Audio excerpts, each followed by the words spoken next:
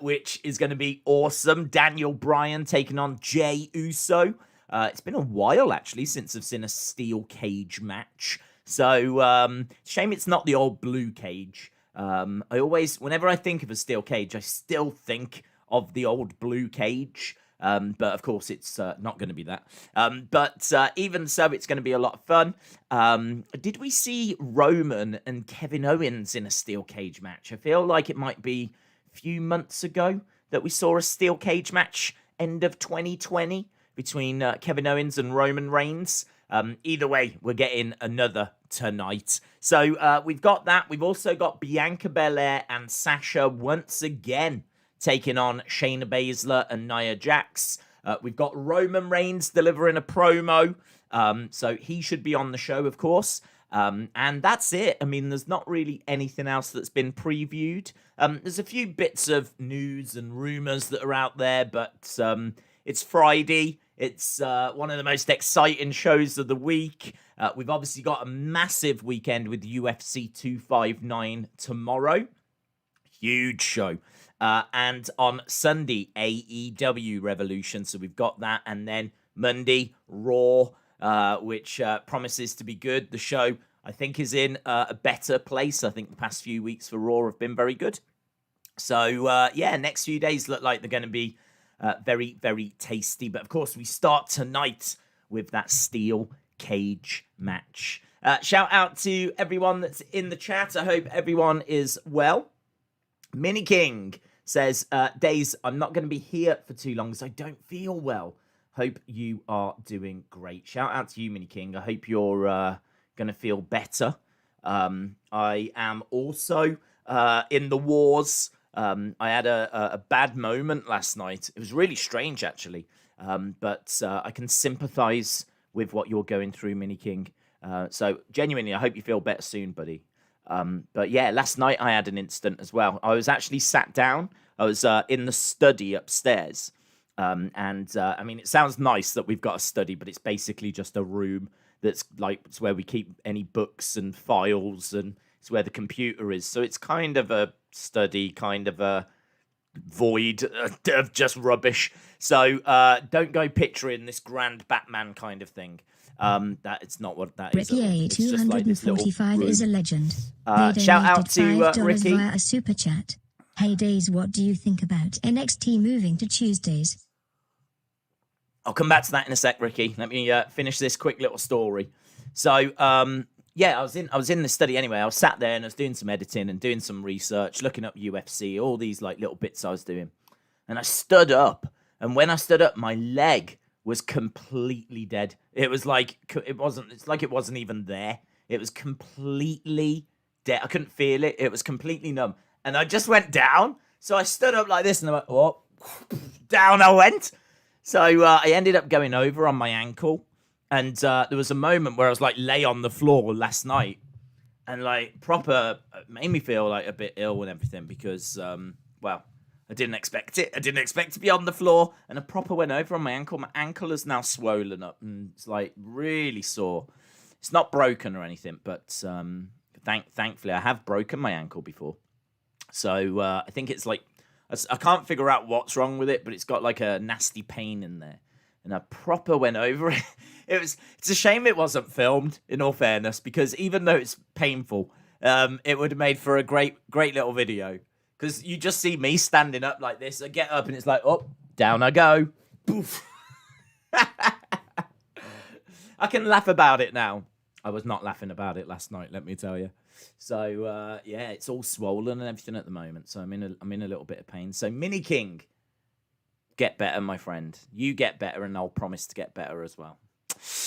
Rick E 245, what do you think about NXT moving to Tuesdays? I think it's good. I think they're doing it because of sport. I think that those Wednesday slots on USA are needed. So I think there's going to be a lot of rubbish about how NXT are conceding the war and all this kind of stuff. It's all rubbish.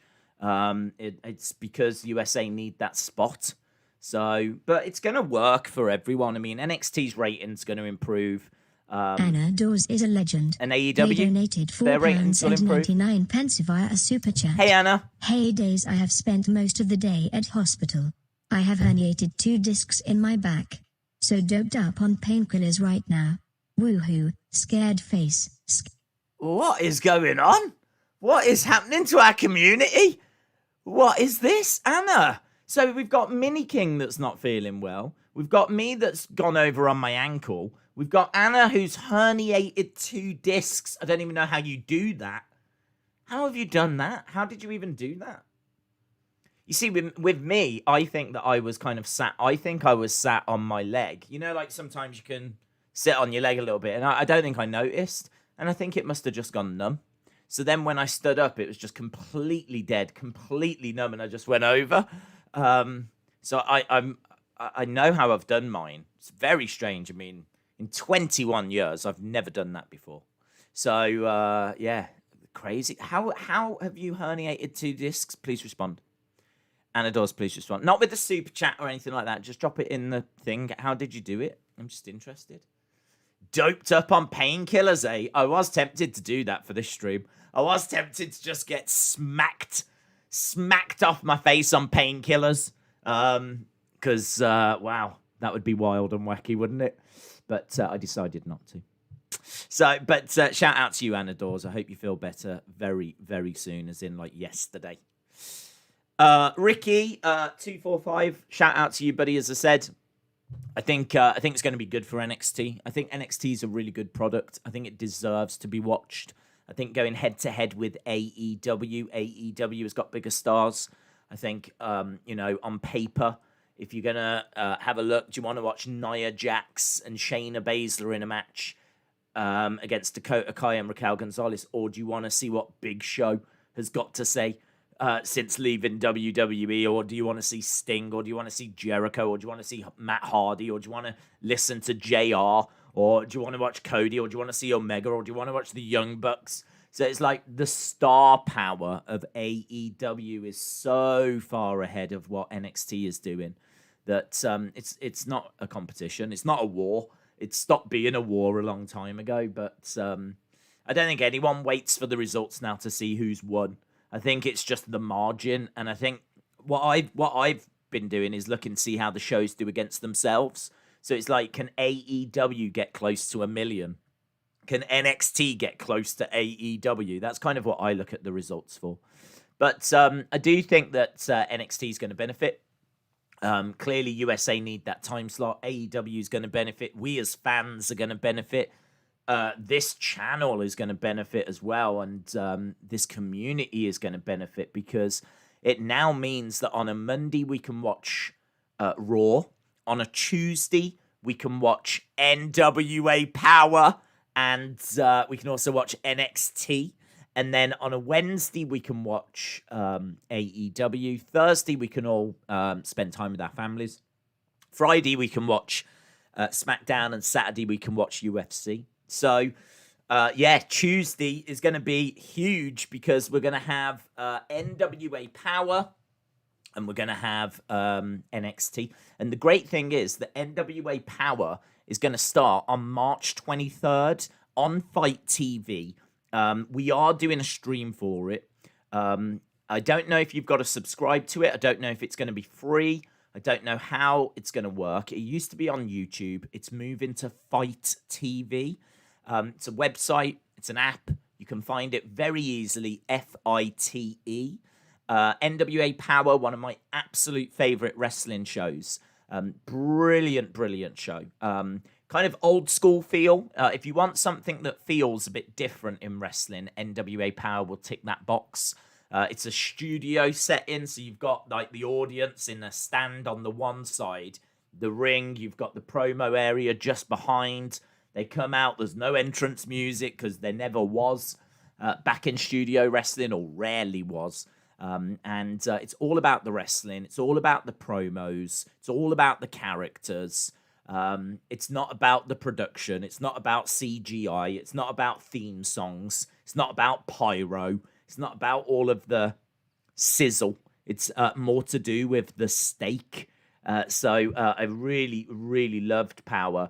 And it's coming back. They announced it today, March 23rd. So really excited for that. And they shouldn't clash either because Power will be on at 6 Eastern. And I really can't see NXT being on at 6 Eastern. I think NXT will be on at about 8. WWE _Ellis98 is a legend. They donated £2.99 via a super chat. Here's Anna. What do you think of Asuka versus Charlotte at Mania? Oh. WWE Ellis 98.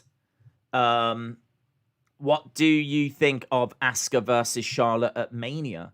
I like it as long as Asuka wins. I mean, I suppose I won't hate it if Charlotte wins, but I do think that this very much is revenge for WrestleMania 34. It was Charlotte that ended Asuka's streak.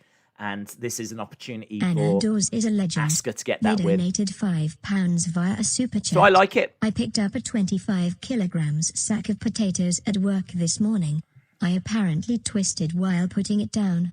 I have found out I don't do pain. You picked up a 25 kg sack of potatoes at work this morning. Twisted whilst putting it down and found out you don't do pain.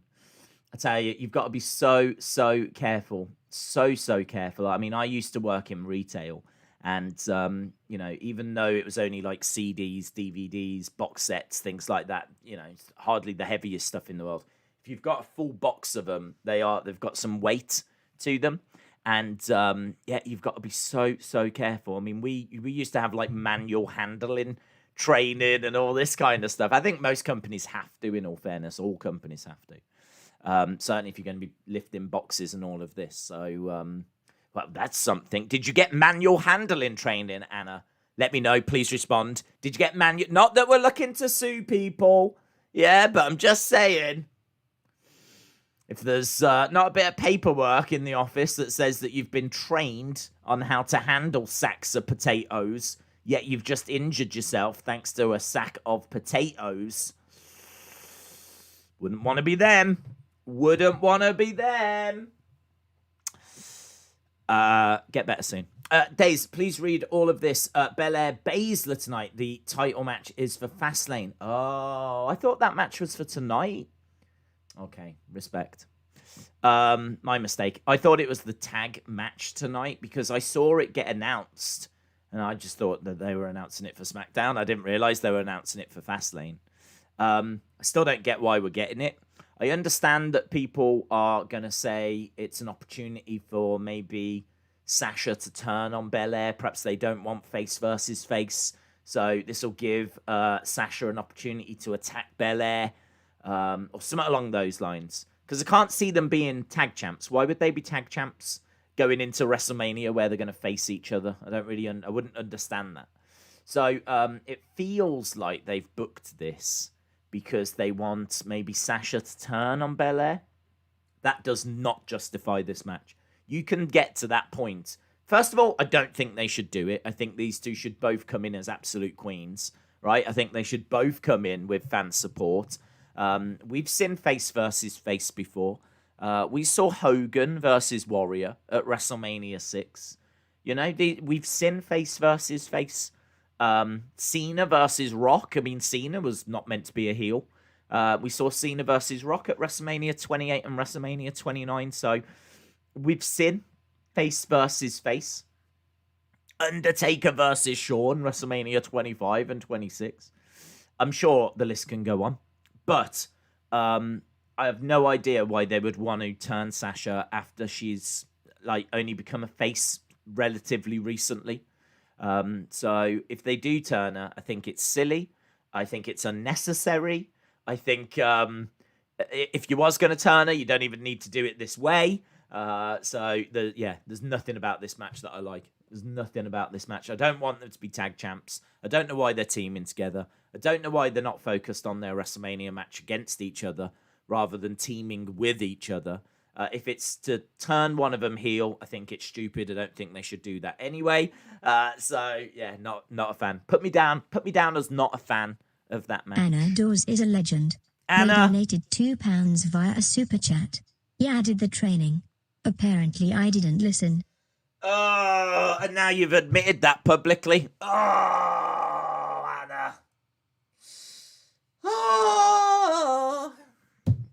Okay. Well, at least we explored that, Anna. There doesn't seem like a way forward there for us.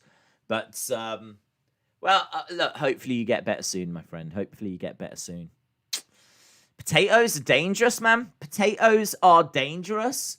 I mean, wasn't it a Zaitar that was getting them smuggled in for the UFC over on Fight Island? He got kicked out of the UFC because someone smuggled a bag in. Gaming It turned in out real time potatoes were inside. They donated $2 New Zealand via a super chat. A much calmer day today. Smiley face. Just doing some uni. Shout out to you, Gaming in Real Time. Yeah, I mean, man, it's been a wild 24 hours, hasn't it? I remember yesterday we were doing the watch along for the press conference for UFC 259. It really is that big of a show that we even did a watch along for the press conference, and there was like earthquakes and tsunamis and everything was kicking off in New Zealand. So pleased to hear that everything is better. Out of sympathy for the struggles that you're going through, it seems like me, Anna, and Mini King have decided to put ourselves through some struggles today. So, yeah, it looks like there's parts of the community that are falling apart. So it's been a wild 24 hours. Wild 24 hours. Dave, in real life, says, Dave's autocorrect has corrected Roman to right man in your tweets. That's it. Oh, I'll just delete that because it's got the wrong match on it anyway. If that tag match is Fastlane. Roman. Right man. He is the right man. Right man reigns. Right man reigns. Dave says Tuesday nights are going to be manic with wrestling, NWA Power, AEW Dark, NXT, and Impact all on the same night. Days, did you hear about NXT TakeOver being on the Thursday before Mania? I haven't seen that confirmed, but I have heard a rumor. Wasn't it Sean Ross Sapp? I think that's his name. Who sent a tweet out saying like what the schedule looked like it was going to be. It's going to be like Raw, NXT, AEW, TakeOver, SmackDown, WrestleMania on Saturday, WrestleMania on Sunday, Raw, NXT, AEW. Like, there's a run of about 11 days of wrestling every single day. Gaming in real time is a legend. Wild. They donated $2 New Zealand via a super chat. As I say that, we are having an aftershock. Smiley face. Are you really? You're having an aftershock? That is wild. Wow. It's crazy. It's funny because I said I hadn't heard anything about the earthquakes, and then all of a sudden, like you mentioned it and Hayden mentioned it, then they spoke about it on the press conference, and then when I went like upstairs, it was coming through on the news. So we must have just you must have mentioned it as it was kind of breaking. So yeah, crazy. I hope I haven't heard like what damage has been caused or anything. I hope everyone's well. Daniel says, who do you think the surprise is at Revolution? Tony Khan said today on a podcast it's a male, and it's one of his favorite wrestlers of all time. I think Kurt Angle. Yeah, I think Kurt Angle's a really good shout. I think Rob Van Dam is a really good shout as well. They are saying it is a massive, massive name. So those are the two. I think if you're talking like favorite wrestlers of all time, I think Kurt Angle, Rob Van Dam. I think Batista came out and distanced himself from it. Big Show was very clear in saying it's not who you think it is. So, and CM Punk has said it's not me. CM Punk said, let's do a question and answers. And like on Twitter, and he said, but just be aware, it's not me. So he's come out and distanced himself from it. Days, can I go by Barbie in the prediction tournament game? I don't know if it's something I want to encourage. Like, Austin, I really do worry about your infatuation with Barbie. I have no idea where it's come from at all. So, I don't know. I'm not sure that's something that I want to encourage for you. I still feel like there's a way of saving you. Saran said, Days, this is going to be my last stream tonight till WrestleMania. Well, shout out to you, Brian buddy. Schaffer is WrestleMania a not that legend. far. They donated $2 via a super chat. Morning.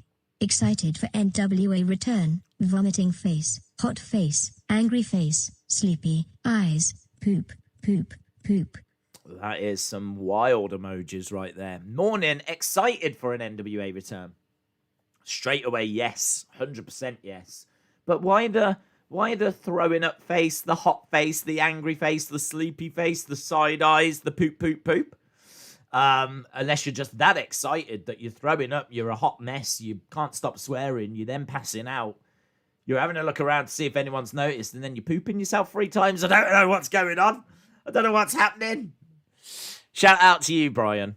Absolutely, I'm excited. We've mentioned it at the start. I'm excited to see how it's presented. I'm excited to see what the roster looks like. Looks like Thunder Rosa's going to be involved. Looks like Nick Aldis, of course, is involved. We know of several stars that have moved on. And obviously, you know, Josephus that has very sadly passed away. And yeah, it's really exciting. I'm not just saying it. I mean, we've been stuck in lockdown for a long time here in the UK. This is like the 3rd or 4th lockdown that we've had. And Power was something that, you know, was a real help. As we were kind of going into lockdown, you know, it was something that was really a highlight of this channel. And I've really missed it. I've really missed it during like all these lockdowns. And for it to now come back, it's kind of like an old friend coming back. It feels like part of my old life is coming back. Do you know what I mean? It's like a little bit of normalcy returning, and I have missed it. I have greatly missed it.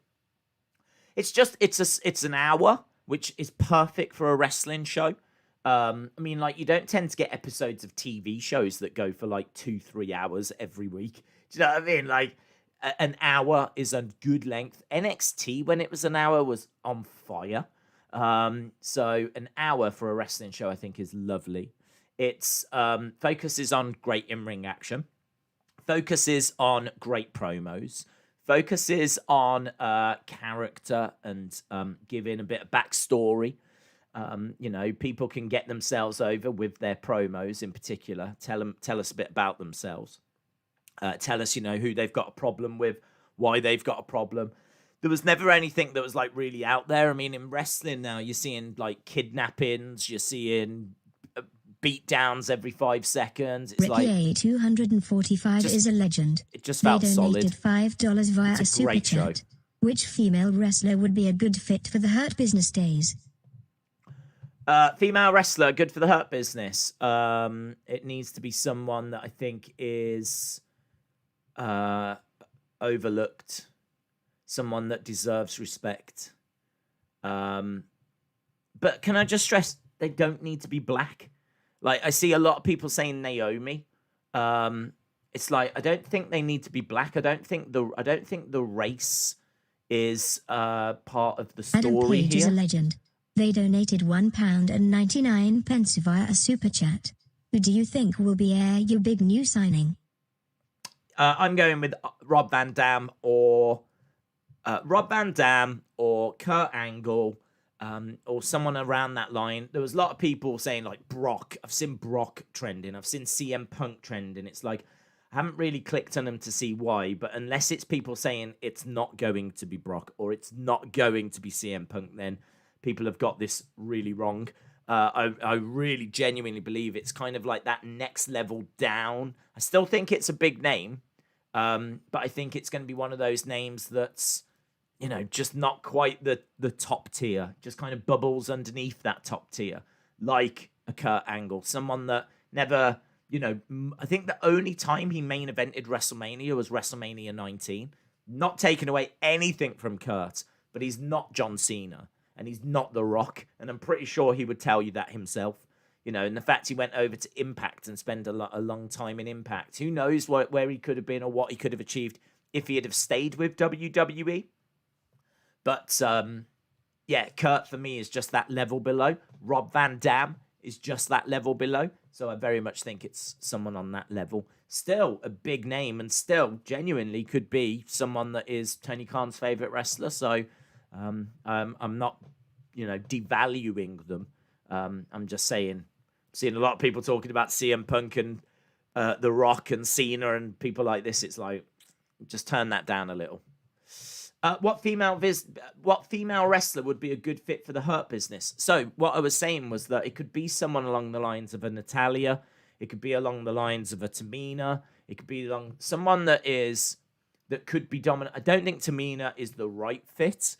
I'm just saying that Tamina is someone that's been around for a long time, hasn't had that much opportunity. She's not had that much opportunity because she's not that great, to be frank. In the ring, I think that her in-ring work's on the lower level. I think her promo work is on the lower level. I think that she is a perfectly nice person. This isn't a knock of her character. I'm just saying that stacked up against the other women in that division, she seems to fall a little short. So, but if her skills were better, she would be perfect for that role. She's kind of big, she's empowering, she's kind of, been overlooked. If her skills were better, if the promos were better, if her in-ring work was better, she would be in many ways like the female Bobby Lashley. So I feel like it's got to be someone along those lines, what makes me say Natalia, because Natalia has been around for a long time and doesn't get like a great deal of respect. I mean, she's won more matches than any female in the history of WWE. She's equally lost more matches than any female. She's been around for probably longer than any female as well, outside of like Moolah, and maybe Mae Young. So yeah, I'd be looking at like one of those. Going Ghost, shout out to you. Let's see what Going Ghost's got to say. Looks like a long one. That's what she said. She going to read it? I was going to try and take this opportunity to write out this tweet, but looks like she's trying to. She's not going to read it, is it? She always makes me wait. Here she is. Going Ghost is a legend. They donated $5 via a super chat. I saw an article where CM Punk said he is not going to air you. I also saw that RVD might have re-signed to WWE. What about Tony Storm in the Hurt Business? Doesn't really work for me, to be honest. I don't know why. I mean, I suppose she embodies power, and I suppose she embodies like destruction, and certainly now that she's turned heel, I suppose she embodies like being ruthless. So I suppose she's got like a few of the qualities needed.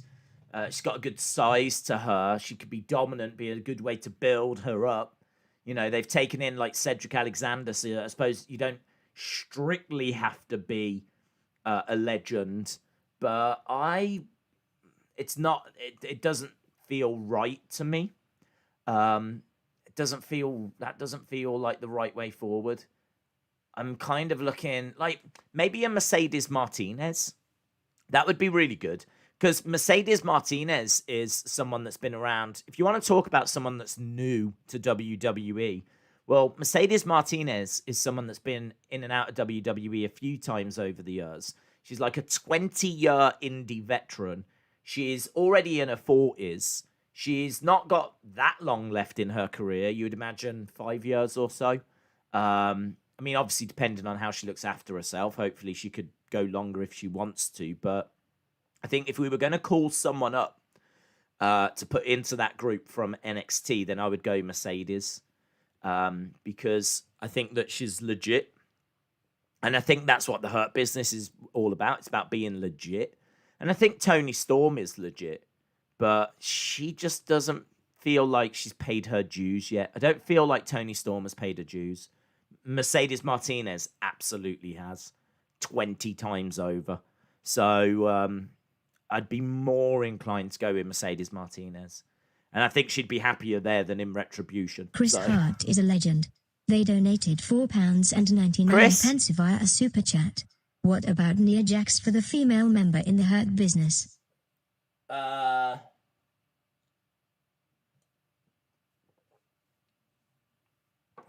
No. She's not paid her dues either.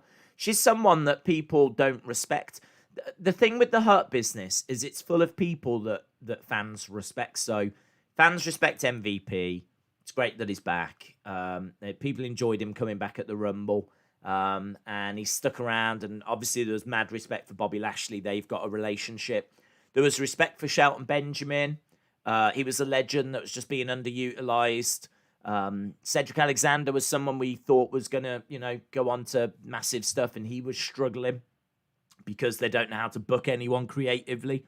He was in that stupid tag team with Ricochet, and I think respect is the biggest thing for the Hurt Business, but and I just don't see that with Nia Jax. Nia Jax hasn't got the respect of the fans, so that doesn't feel like a great fit. She definitely brings size and dominance, so she definitely ticks some of the boxes, but she doesn't tick all of the boxes for me. I feel like ideally it should be a veteran that is overlooked and people respect, kind of like a female Cesaro is what you're looking for. I don't know if such a woman exists. You could bring in Mickie James. Mickie James is a veteran, legend, people respect, paid her dues, overlooked. In fact, that was part of her story. Well, I think it was her story. They were certainly pushing the fact that she was being cheated and all this kind of stuff. So I kind of feel like Mickie James would be a really good fit for the Hurt Business. So I'm looking more that way. I think respect is maybe the biggest word. Yes, they've got to be able to go in the ring. Someone like, well, I suppose Dana Brooke as well. Dana Brooke is overlooked a lot. She's been on the main roster for a while. She's someone that I don't know that she's respected by fans, but I don't know that she isn't either. So, Dana Brooke, I kind of think people respect the fact that she tries. And would she work? I don't know. It doesn't feel like the best fit, but it's not the worst fit. She maybe doesn't have the dominance. She maybe doesn't have the ruthlessness that they would look for. So maybe not. Maybe not. I don't think it's the worst idea. I've got respect for Dana Brooke. I respect Dana Brooke. I didn't when she got called up. But I think that how many years has she been on the main roster now? She came up with Emma, right? So she's been around for a while now. She's been around for, 4, 5 years? This time just passes by and you don't notice. They've tried loads of things with her. They've put her with loads. Remember when she was with Charlotte for a while? So they've tried loads of different things with her. And she comes across like a nice girl. She's someone that tries. She always gives her all. She's not amazing in the ring. I think her promos are all right. Do you remember when she was doing the clipboard? Who was she with? Do you remember she was doing the clipboard and she was doing the analytics? And she was working out the chances of success. Who was she with when she was doing that? Who was she with? Something in my head is saying that I could see her in the Hurt Business, and I can't quite explain why I can see her. I think it's because she's been there for so long and been overlooked for so long that this might be her chance. This might be, because we've seen what MVP has done for Bobby. If she can just stop doing the posing and all of this, yeah, and just come down to the ring and start being a killer. Come down to the ring and just start putting a few things together. That could be interesting with MVP by her side. That could be interesting. Bobby Lashley as well, and you kind of know that she's part of something bigger. Dana Brooke, man, there's some. I'd be interested in that. If I was working in creative, I'd be like, it'd be niggling away. But I might go with Mickie James. I might go with Natalya. I don't know if Natalya needs it, to be honest, but might go Mickie James, might go Dana Brooke. I think my number one pick would be Mercedes Martinez. I think that'd be my number one because she's got respect, she's dominant, she's paid her dues, she needs something like that. And I think she'd fit in with the Hurt Business really, really well. So Mercedes Martinez would be my number one. But yeah, those would be my other options I'd be looking at. What a wild conversation. Chris Hart, shout out to you. Shayna Baszler with the Hurt Business. Baszler would be good. Baszler's got respect. Obviously used to be in UFC, so she's got that MMA background. She's legit. She maybe struggles a little bit on her own. Baszler's not a bad shout at all. Days, I fell off of a 43-foot building and my head got squashed and everything in my body is broken, but I will be okay. That very much sounds like you are a part of this community, because that is exactly the kind of thing that's happening to this community right now. Is that we're all just getting hurt. So make a speedy recovery, my friend. Robin says, what do you think about the tag titles? Right. So a couple of things to talk about. We've still got 20 odd minutes, but yeah, we haven't got to this yet. So thanks to Austin 316 and to Wrestle Ops as well. They both sent through this info. And it's to do with NXT women's tag titles. Apparently this is going to be something they're looking to bring in. So there's a big announcement on Wednesday that's going to change the landscape of NXT. It's believed that that is going to be NXT women's tag titles. Now, I think it's good, but I think it's bad. I think it's good because I think what that seems to suggest is they're going to try and find more for the women to do in NXT. Because I think part of the problem is you got Io Shirai, and it's like, what do you do with all the other women? Because normally there's only one that's going to go after the title. But what do you do with everyone else? You know, over in the men's division, you got a mid-card title, you got tag team titles. So it does make sense that as they're trying to bring these women through, and that women's division is stacked, as they're trying to bring these women through, there's got to be titles for them to compete for. I do understand that. So they got the big one, but what else? So for them to bring in tag belts is going to use up a lot of the talent. It's going to give some up for KC and Caden to do. You know, you've got all these tag teams now. So you've got KC, you've got Caden. The only thing I would say is it's a bit of a shame that the winners didn't just get crowned NXT tag champions. So really, Dakota and Raquel should have just won the titles when they won the Dusty Classic. I don't really understand why they've competed for titles, not won them, and so now we're just going to make some new. It kind of feels like here's a prize. Well done for not winning the belts. We know you were cheated, but you didn't. People have been cheated throughout all of wrestling, so it's not. Do you know what I mean? Every time someone gets cheated out of winning a belt, they get a new belt made for them. We'd be drowning in belts. Everyone would have a belt. So, I don't know. It just seems a weird way to go about doing it. A very weird way. I don't know why the winners of the first ever Women's Dusty Classic weren't crowned the first ever Women's NXT Tag Team Champions. But whatever. If they are looking to bring it in, I totally get why they're doing it. Makes sense. Only thing I would say, such a shame that now means that the women's tag titles won't come down to NXT. Those women's tag titles look like they're just going to bounce between Raw and SmackDown. And I think that's a shame, because I like the idea of WWE ultimately having all these different brands and having one champion, one women's tag champs, one mid-card champion that goes around, and just have champions that represent all of the brands. You know, back in the day, you had all the different territories. So you had like championship wrestling from Florida. You had Mid-Atlantic. You had AWA. You had, you know, Jim Crockett. You had, you know what I mean? All these different territories. But there was only one world champion. There was only one world champion that represented them all. So even though you had all these different promotions around America, there was only one world champ that represented. They all had their own champs, but that wasn't the world champ. There was one world champion. And obviously that was like the NWA champion, like your Harley Race, your Dory Funk, your Terry Funk, your Dusty Rhodes, your Ric Flair.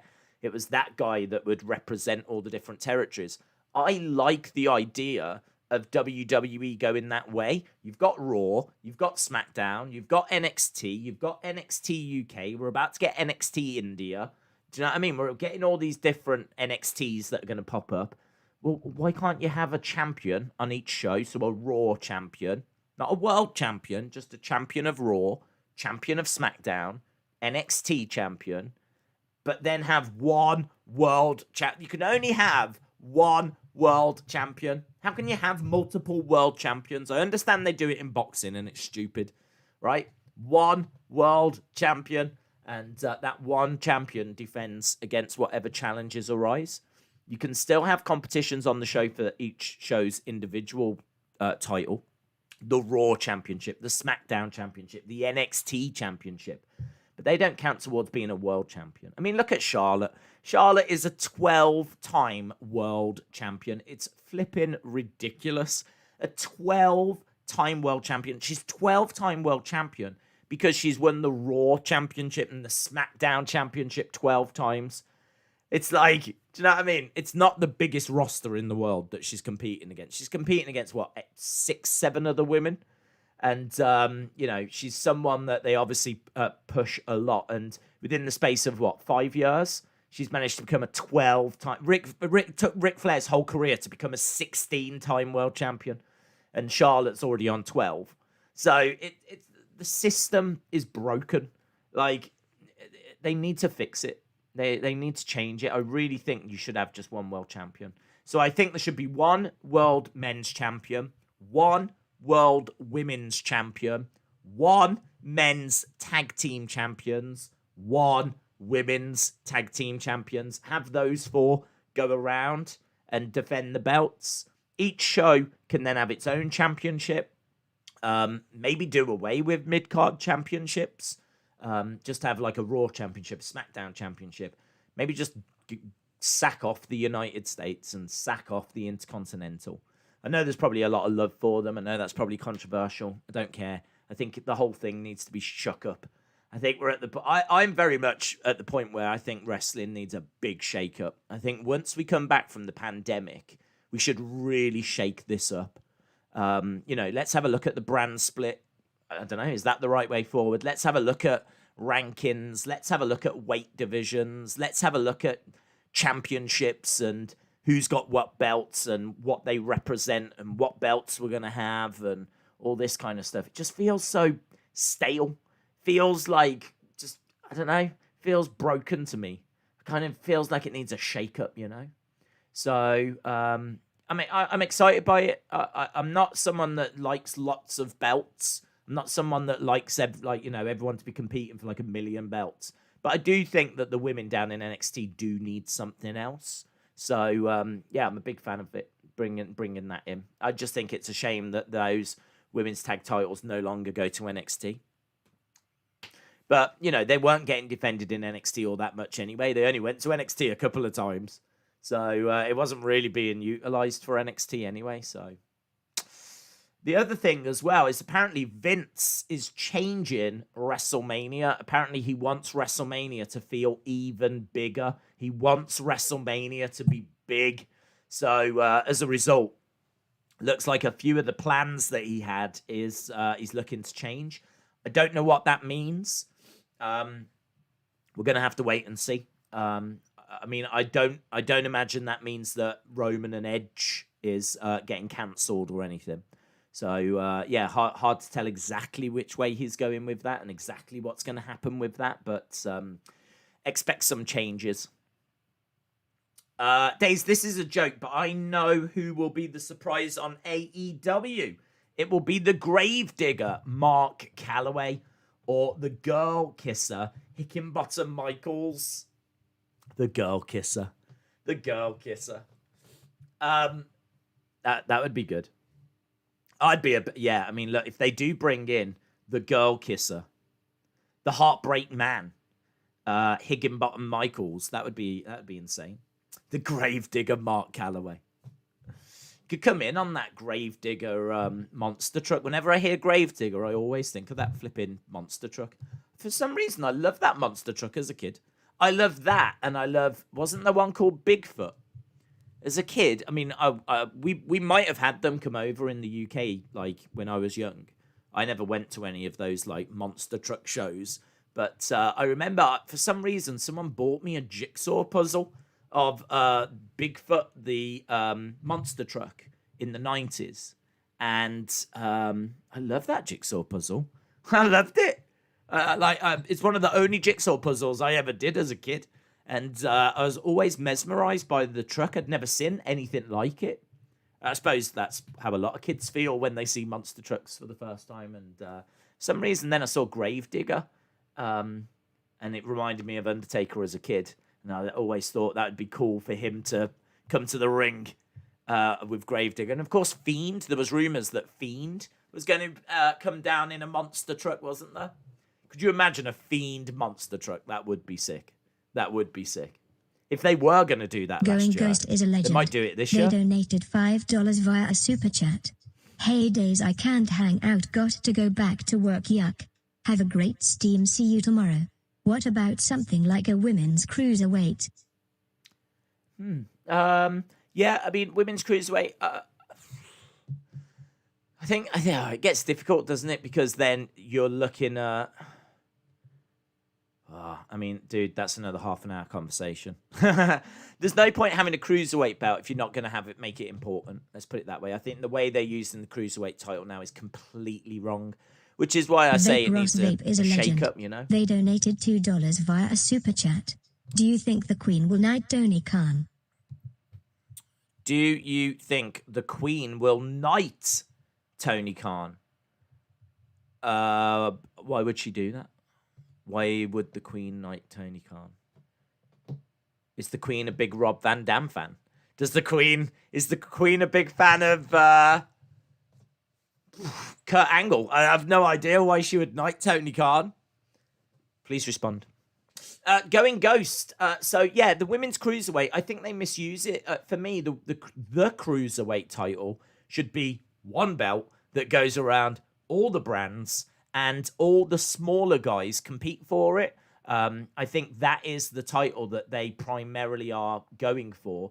I think it should feel like as big as the heavyweight title. I think it should main event shows. I think it should main event pay-per-views. As I said before, are you honestly telling me that Rey Mysterio versus Ricochet for the cruiserweight title could seriously not main event a pay-per-view?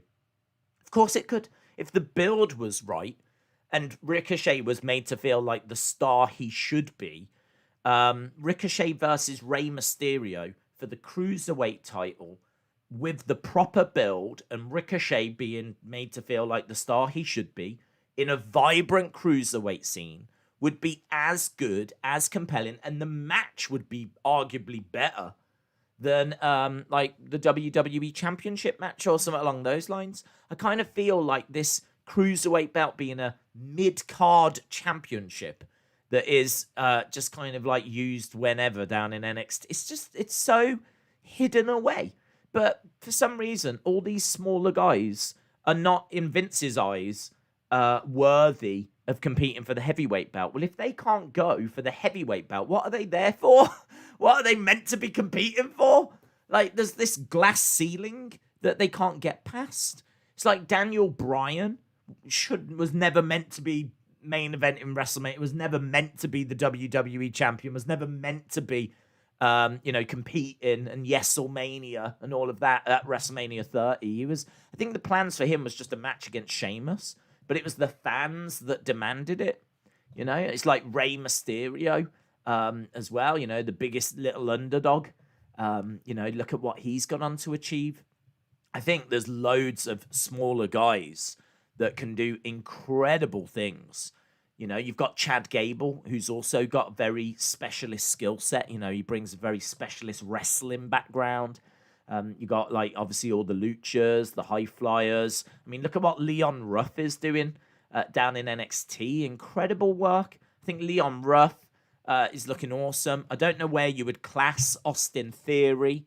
He might get away. I mean, I suppose there's that kind of grey area of, do they go for the heavyweight? Do they go for the cruiserweight? I mean, I think people could start with cruiserweight, go on to heavyweight. Maybe there has to be like a minimum. Perhaps in order to compete for the heavyweight, you've got to weigh at least this. And maybe that would be a really good way of differentiating them. If you don't weigh at least this, if you don't weigh at least 200 pounds, you cannot compete for the heavyweight title. Sorry, door closed. You compete for the cruiserweight, and the cruiserweight is made to feel as big. So rather than having WWE Championship, Universal Championship, have WWE Championship and Cruiserweight Championship, WWE Cruiserweight. It's just a different way of doing things. It means you've got one world champion, more prestige. It means you've got a cruiserweight belt for the smaller guys that can main event shows as well. I don't care if it main events. If you've got the right people, I don't care if it main events WrestleMania. It's got to be the right match. But I do think there's a lot of smaller guys out there. And I do think there's a glass ceiling. And I think, well, okay, if that exists, then let's give them a belt.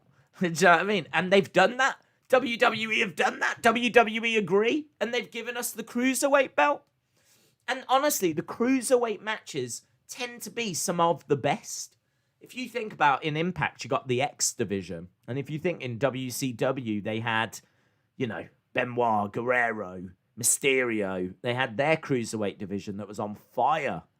And look at the cruiserweights that have been around recently. You got Pac, incredible. Imagine if Pac was still around in WWE. Neville with his, when he was in his moody phase, that was awesome. Pac was awesome. So you've got Pac, you've got Mysterio, you've got Ricochet, you've got all this talent. You've got talent coming through with the likes of Leon Ruff. I really think there's something very exciting there that is just being left to die, and it's such a shame. If you're not big like Drew, or you're not big like Roman, what are you meant to do? What are you meant to do? So, yeah, I think this is what I'm saying. I'd rip it up, man. I'd rip it up, and I'd reorganize the WWE. Because I do think that there's a lot of value in those smaller guys. There's enough star power. Daniel Bryan can be going for that cruiserweight belt, give that some prestige and really help put it on the map or whatever. But it's kind of silly talking about it. Clearly, they're not going to do that. Clearly, they are not going to go that way. And things are going to stay the way they are. But I think there is. I really genuinely believe there is a better way of doing this than what's being presented at the moment. So who knows, man? Who knows? These ratings can't keep declining. So hopefully there will be like a radical shake-up. I really liked hearing William Regal say that something was going to happen that was going to change the landscape of NXT. I want to hear Vince say that for the main roster. I want Vince to make an announcement that's going to change the landscape. He's done it before. We've had brand splits and things like this, but it feels to me like we need a landscape changer. And you can debate as to what you would want that to be. But a few little ideas that have been thrown around as to what it could be. But I don't know. I wouldn't hold your breath. Let's put it that way. Days, Vince wants WrestleMania to be bigger than it is. AJ Triple H gets more likely every day, and I love it. If it doesn't happen, then there's clearly a conspiracy. We need to get the countdown clock. We do need the countdown clock. Well spotted, Lauren. Right, let's get set up because we are just 5 minutes away. Not loads to preview this week. As we said, we've got obviously the big match, Daniel against Jay in a steel cage. Absolutely huge.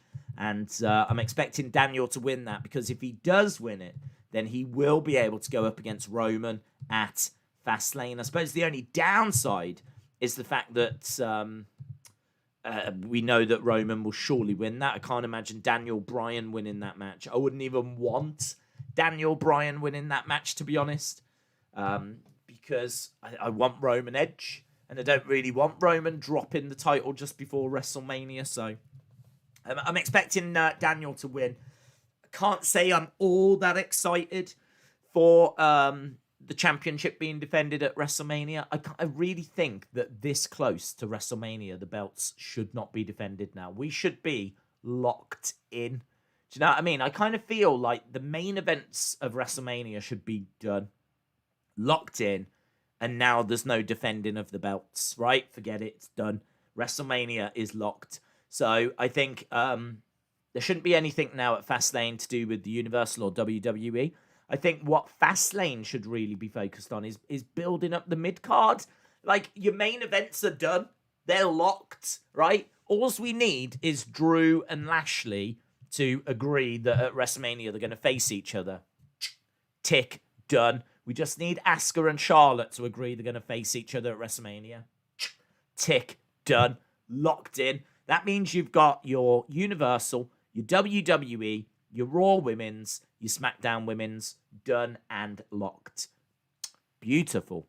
Fastlane should be all about what's happening with the tag titles, what's happening with Intercontinental, what's happening with the United States, what are the feuds do we need to push along, like maybe Miz Morrison and the Bad Bunny thing.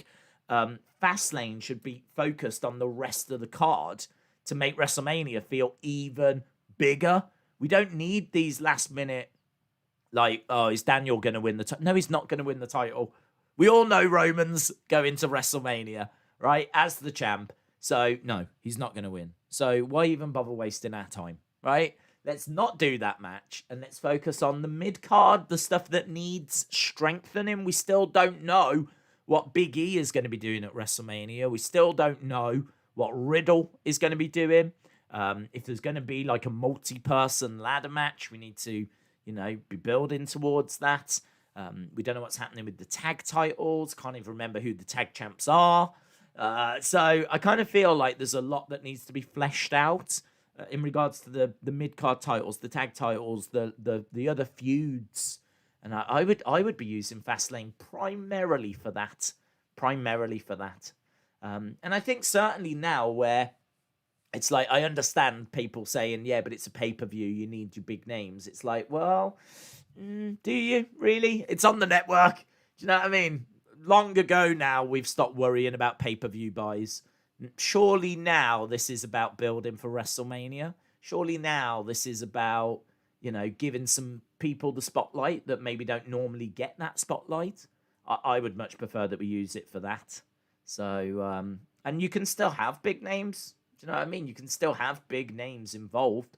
Just maybe not your biggest names because they're locked into other things. But you could have a Roman promo on that show. You could still have Roman on the show. But rather than it being, oh, who's going to be champion? It's him building up his match against Edge. So you could do Fastlane, and you could do a Bayley Ding Dong Hello segment with Roman Reigns and Edge. There you go. Get some on the show. Don't know what's going to happen. Could be a fun segment. Anyway, that's all by the by.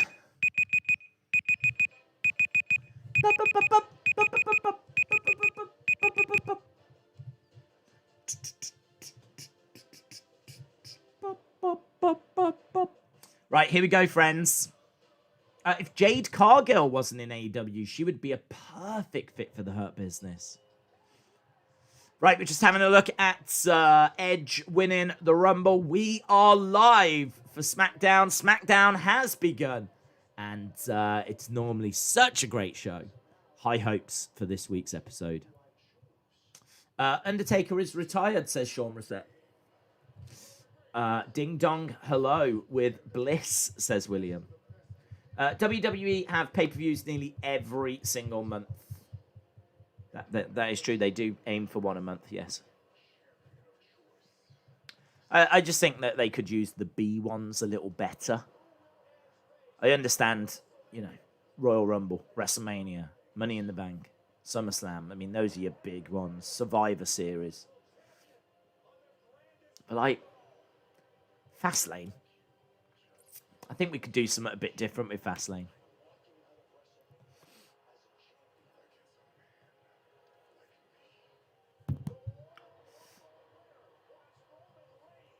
I also think as well, if you move the other titles out of the way, doesn't it just help put more prestige onto the mid-card belts? If you've got mid-card feuds that are like main event in a pay-per-view, like the IC belt did in 92 at Wembley, it just makes those belts feel so much more prestigious. I think that's got value. I think that's a good thing. Right, here we go. Who's starting off the show? Actually, is a legend. They donated $4.99 via a super chat. Smackdown is on days you rock. Hashtag bring back the factions. Shout out to you, Blame Darius. We got Michael Cole in the ring.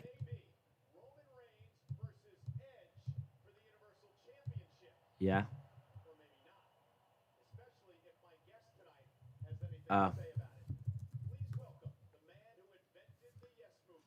Okay, so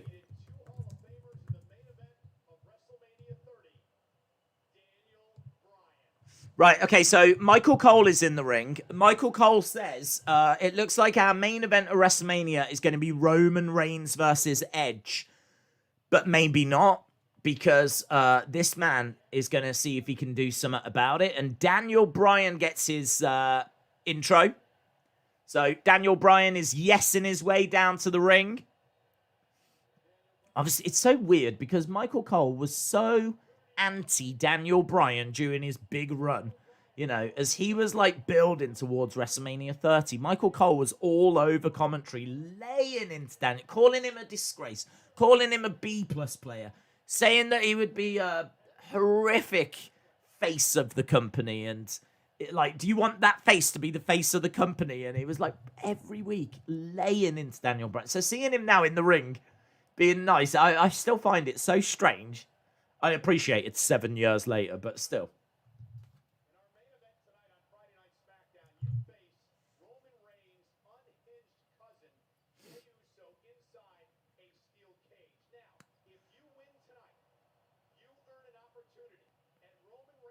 So, if you win tonight, you get an opportunity at Fastlane.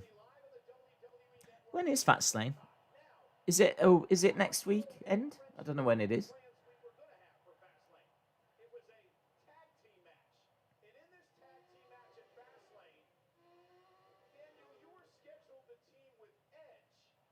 So there was meant to be a tag match. It was going to be Edge and Daniel versus Roman and Jay.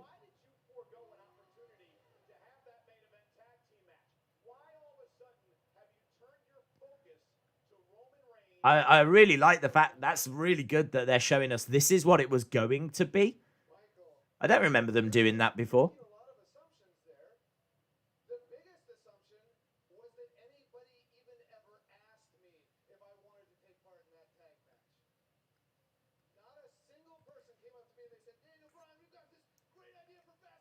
Daniel Bryan saying no one's ever asked me if I want to be in that tag match.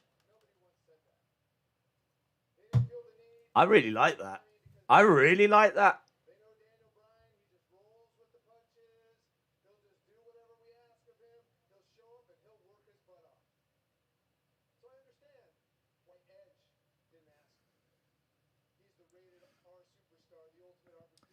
I've got Peacock to watch Fastlane.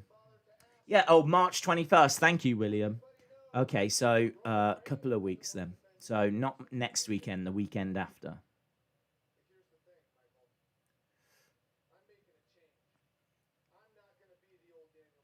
So Daniel says he's going to make a change. He's not going to be the old Daniel Bryan anymore.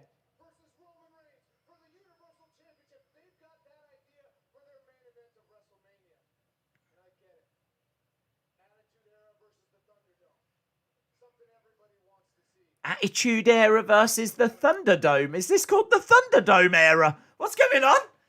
Attitude Era versus the Thunderdome? Oh my god, is that what we're watching? The Thunderdome Era. Oh, well, can I be the first to say it sucked? The Thunderdome Era.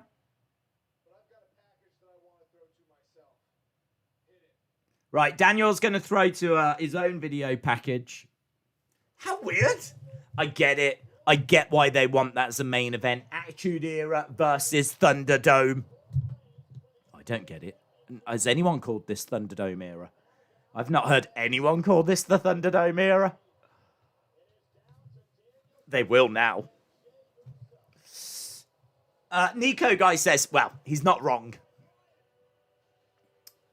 Well, hang on. What about when they were at the Performance Center? What about WrestleMania 36? That's not Thunderdome.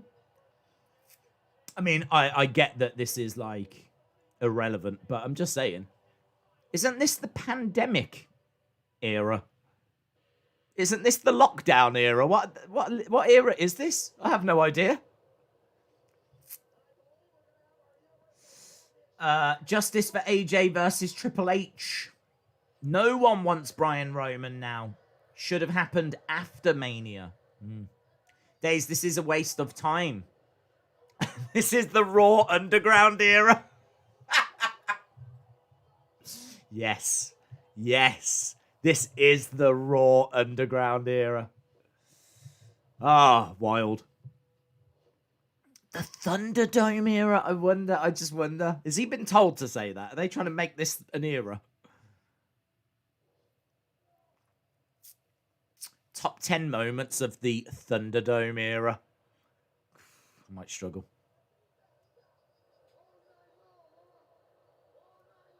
I mean, I appreciate they've been trying, and I really appreciate the fact they've still been putting shows on.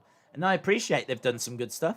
I mean, like, Roman's been awesome. Edge coming back has been great. So, yeah, I mean, look, joking aside, they've done some good stuff. But wrestling without fans, right, is never going to work. It's never going to be a thing. It's never going to be something that's going to be as good. So, yeah, I think the Thunderdome era is always going to be an era we look back on that had at least one major thing missing.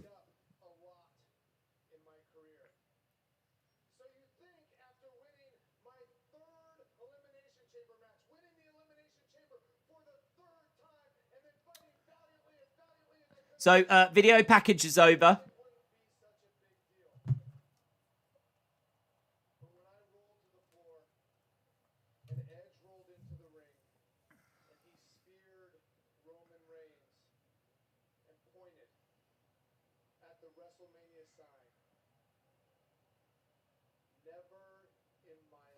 Never in my life. Never in my life have I felt like such a failure when Daniel was losing to Roman and Edge jumped in.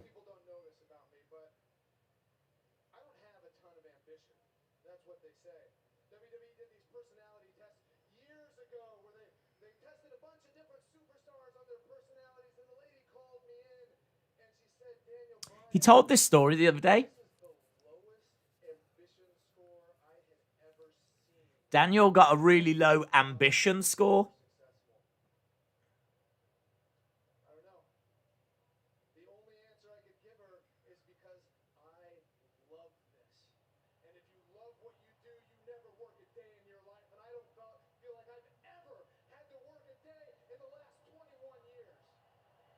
Daniel says that he loves doing this, and so it doesn't feel like work to him.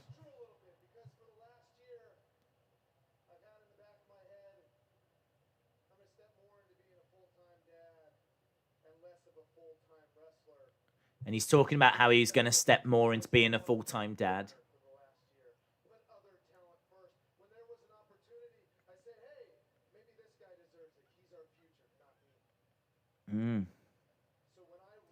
This is really good from Daniel.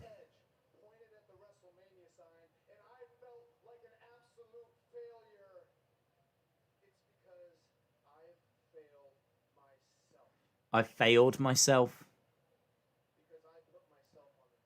Because I put myself on the back burner.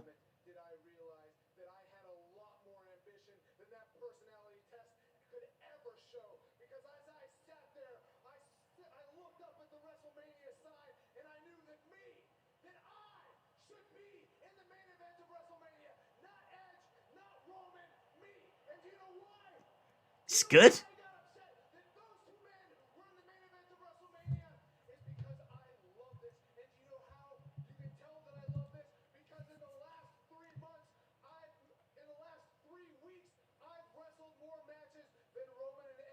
I've wrestled more matches. He's stumbling over his words a little, but it doesn't matter.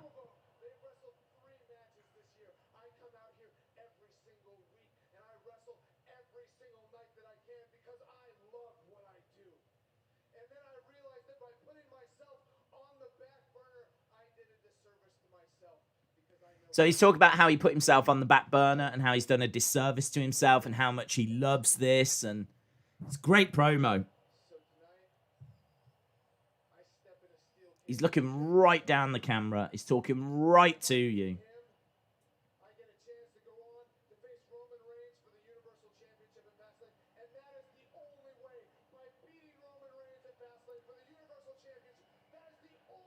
They're piping in yes chants. Daniel says, and this could be my last chance. And here comes Roman. Good. Yeah, I like it. I like the fact that Daniel is saying that he's put himself on the back burner. He's allowed other people opportunities. Makes me think about the work he did with Drew Gulak that really went nowhere. You know, he was even like doing stuff with Alpha Academy and Gable and Otis, and it's been awful, to be honest. It's been awful. It hasn't helped them. It hasn't helped him. So him now coming out and saying he's starting to think about himself, I think this is how you should use Daniel Bryan. This is how they should always have used Daniel Bryan. So I do think this is very intriguing. Definitely on board with it. And Roman steps out with Paul Heyman. Steps out with Jey Uso. Roman holds that Universal Championship up in the air. He's not going to say anything. We're going to commercial break, but good. Yeah, good. Thought it was good. Stumbled over his words a bit, but I'm sure there'll be people that'll be on Twitter having a pop at him for that. But I didn't take anything away from the promo for me. I think it was. I thought the message was very good. Actually, I thought the message was very, very good. It's really difficult because I just think at this stage, this close to WrestleMania, I kind of feel like your main events should just be locked. And I think you should be building towards them. And I think we don't necessarily need this bump in the road. In a way, it kind of feels like what they're doing with Sasha and Bianca. You know, the way that they're going to be competing for the tag titles. It doesn't need that bump in the road. It doesn't need that. That's not really how I think I would book the build. I'm sure it's how many of you wouldn't book the build either. I'm sure you'd do it a completely different way. But this is the way they're going. But that was good. That was good. That was good from Daniel. So, fair play. Daniel Bryan is so great at promos, says James Chadwick. LSW said, Days Mansour is 40-0. I tagged you on Twitter. Well, big match Mansour. I mean, who is going to be... He is the star we need, isn't he? He is a future WWE World Universal Women's Tag Team Intercontinental United States Champion. So, yeah. It doesn't surprise me in the slightest that big match Mansour just keeps grinding out those wins. BBB Yipsy says, Daniel should have felt like a failure when his wife was told she was going to go on the Hall of Fame and did not get a nomination. Still baffles me that the Bellas got into the Hall of Fame. I don't know. I don't know, to be honest, because I think that they were around for a while. I think that Nikki, in particular, was a multiple-time women's champion. Brie, of course, had a match with... She was a champion, former champion herself, and she's had a match with Stephanie that was quite high-profile at SummerSlam. Also, you know, they've kind of really exposed their personal lives, their private lives, by, you know, doing Total Divas, being all over, being basically the main part of Total Divas, to the point where they then did Total Bellas. I kind of think if you look at, like, the impact they had, and certainly on the demographic, we're not that demographic, but if you was to talk to, you know, young girls that are now probably teenage girls that still watch wrestling, you know, there's probably different things that bring people into wrestling. Like, for me, it was British Bulldog, Ultimate Warrior, Undertaker. Those were the characters that grabbed me. Big Boss Man, actually, played a big part. Those are the characters that really grabbed me. I would imagine the Bellas really had that effect on that demographic. So I think for that demographic, it makes a bit of sense to me. I was never like against the Bellas going into the Hall of Fame. I think I can understand it. Plus the fact they're multiple time champions.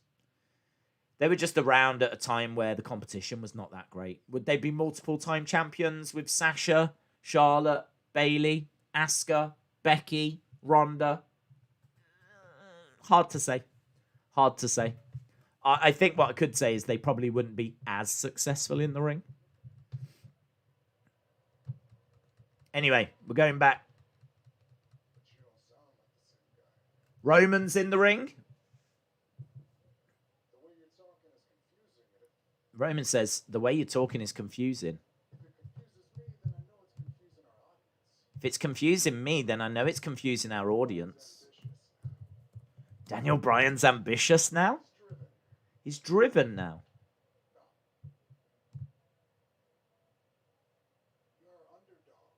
You're an underdog. You're a little guy. Beat a lotto winner.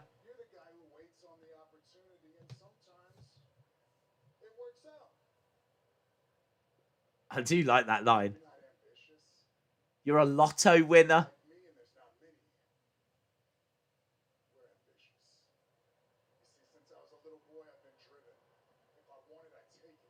If I want it, I take it.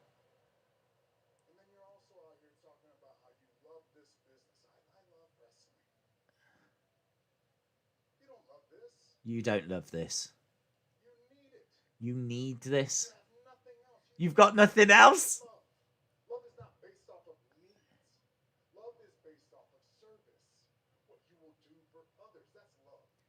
When did Roman become such a phenomenal promo?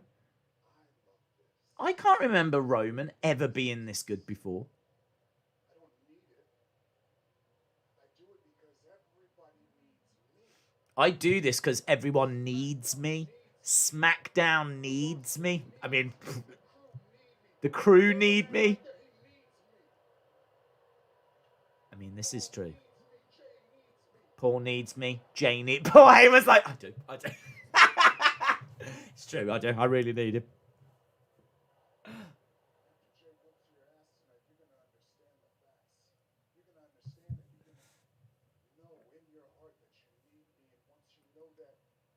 When Jay whips your ass later, you will know in your heart that you also need me. Oh, Daniel went to say a few words, but Jay takes that microphone. This is the closest you're going to get to that championship, Oos. You called for this cage match. You haven't locked him out. You've locked me in. Oh, this is fire. This is fire. I don't even care that 20 minutes have gone. I don't even care that quarter of this show is talking. Nice. Hip toss over the top rope. Jey Uso gets dumped to the outside. Paul Heyman backs against the ropes. Daniel Bryan has a quick look at Roman.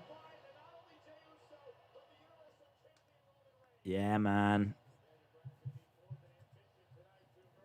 Little smile on the face of Daniel Bryan. There's no smile on the face of Roman.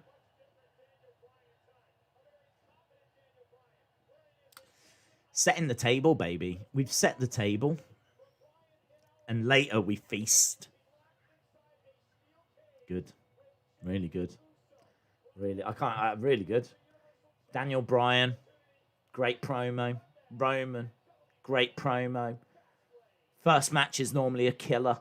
So whatever's about to happen, I'm sure is going to be great. I love SmackDown. SmackDown rocks. Tonight we've got Bianca against Shayna. But what's going to be our first match? First match is normally tasty. It's normally like a Cesaro.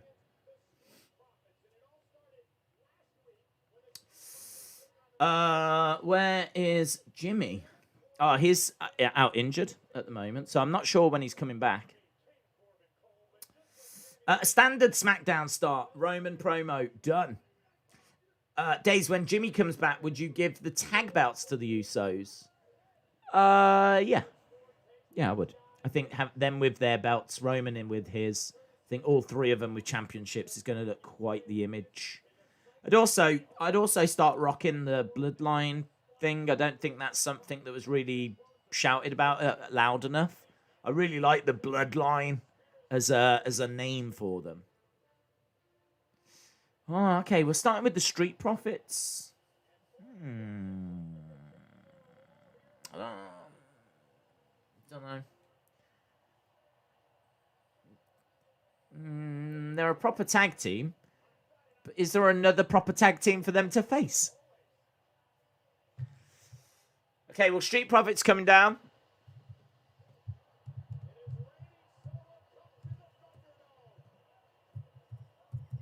Street Profits. No, there isn't. Is there a proper tag team for them to face? No is the answer. They're facing Sami Zayn and King Corbin. Man, the tag division is just atrocious. Absolutely atrocious. I mean, I like Sami Zayn. I think the Street Profits can be good, but there's no red hot feuds for them to go into. Do you know what I mean? How are you meant to build up animosity against the team that have been together for like a week? I don't even know if they've been together. Sami Zayn, King Corbin. I doubt there's any plans to keep them together. It's just like, oh, it's a mess. What the hell is Montez doing? Brad says, Days, try your best to sing Jinder Mahal's theme song by dancing and singing. I can't even remember it off the top of my head, if I'm being honest. Where is he? We saw him on that Superstar Spectacle, didn't we? But I have no idea where he is. I thought he would be back by now. He's someone that, if there was room in the Hurt Business, he's someone that I think could join the Hurt Business. Because he's like been around for a long time. He, I don't know if the respect thing is there, but I think people would respect him if he joined the Hurt Business. I think they respect how he looks. And his championship run wasn't that great. But he was doing a lot of cheating, and he had the Singh brothers with him, and he wasn't getting like clean wins. And plus also, I think people knew that he only won because of, you know, his Indian heritage.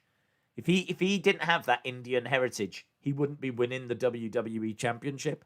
So I think people were kind of aware of that. So yeah, Jinder's interesting because certainly with Drew being a main event star now, you've got to think that Jinder is someone that's going to get a title opportunity in the future. Because India is still very, very important. Like 20 million people watching that Superstar Spectacle. And he looks amazing as well. So, yeah, I don't know where he is. But hopefully he comes back and hopefully they use him right. Days, there should be a focus on the rivalry between Edge and Roman because time is running out, says Lauren. Yeah, I agree. I don't really get this bump in the road. Unless they're going to try and add Daniel to that match last minute. But to be honest, I would much rather just have Roman versus Edge than Roman versus Daniel versus Edge. I do think singles matches are better than triple threats. But we'll see. Right.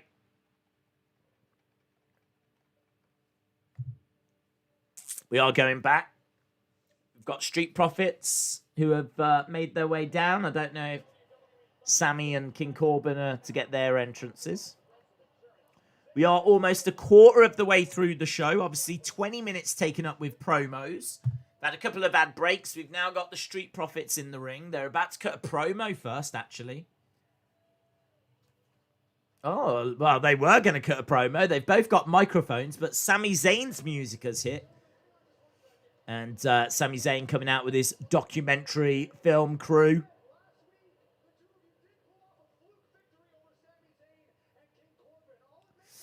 Days, why is Drew McIntyre on the cover for Fastlane? He is the only person I wouldn't pay that any attention. The posters are done well in advance, and plans change last minute. So, yes, he could be a part of it. Drew could be on that show, but yeah, I wouldn't pay any attention. I mean, wasn't the poster for Money in the Bank when we had that amazing CM Punk, John Cena match, and it was all about the championship? And I'm pretty sure the poster for that was Big Show reading a bedtime story to Hornswoggle. All right, so like,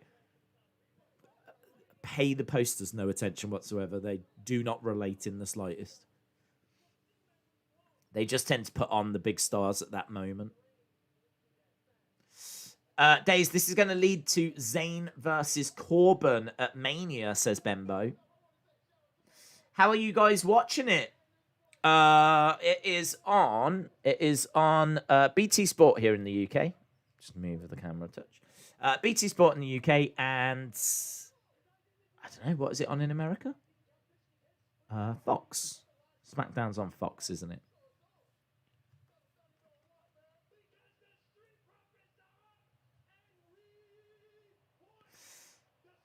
We want the smoke.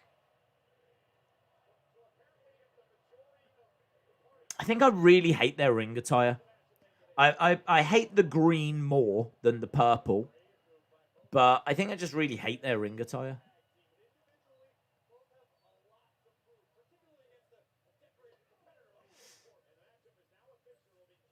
Okay, so it's Corbin against Montez Ford. So, I gotta tell you, man, this isn't the killer first match I was hoping for. King Corbin versus Montez Ford.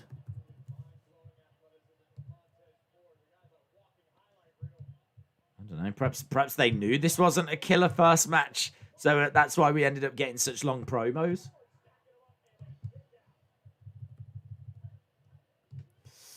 Their gear is basic. I do appreciate the color, because I suppose it could just be black, like loads of other superstars wear just black ring gear. So I appreciate the fact it's got a bit of color to it, but yeah, it is. It's not very exciting ring gear in the slightest. It's probably made by Belair. In all fairness, I could see Belair making that ring gear. But I feel with Belair, she puts like a lot more detail and design on hers. Do you know what I mean? Like, she tends to have like her name all over, or SmackDown all over it, or EST all over it, or something. Theirs is very just plain, and I don't know. It's quite uninspiring. I'd love the smoke to be a smoke screen and then disappear, says Liam Clark. Sammy versus Dawkins will follow this match, says Dario. Days, the wrestlers that got me hooked back in the 60s was Flying Fred Curry, Bobo Brazil, the original Sheik, Big Tex McKenzie, Pampiro Firpo, and Andre the Giant. I don't know anything about Big Tex McKenzie. I've learned a little about Pampiro Firpo, mainly from Jim Cornette. Flying Fred Curry, Bobo Brazil I know a little bit about. Original Sheik I know a bit about. Andre the Giant obviously I know a bit about. So, that's really cool, dude. That's really cool. Some great names there. Some great names there. Who was your favourite? Let me know. Please respond. I hope Roman takes Jay's place, says Laurie. Street Profits are the best, says Sean Rossett. I need to see Liv Morgan and Ruby win the tag titles. Well, Corbin is victorious. So, well done to him. Oh.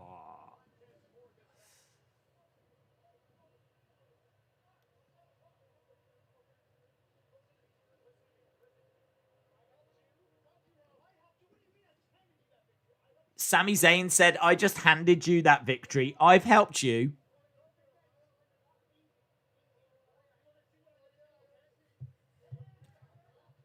Dawkins collides into Sami Zayn. Sami Zayn goes down, so it looks like we are getting Zayn and Dawkins.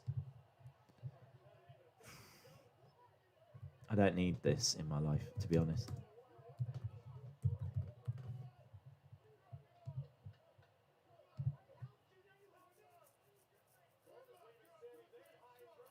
Baron Corbin wishing Sami Zayn good luck and is walking away.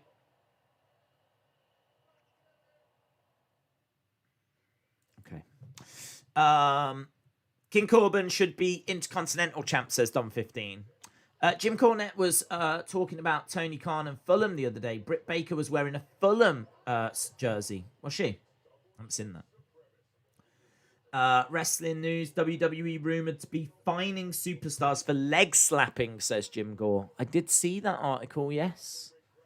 I did see that. I must admit, it's never been that obvious to me. It might be obvious to other people, but I genuinely can't say I've seen lots of it, or that it's really distracting or anything like this. So, yeah, I don't know.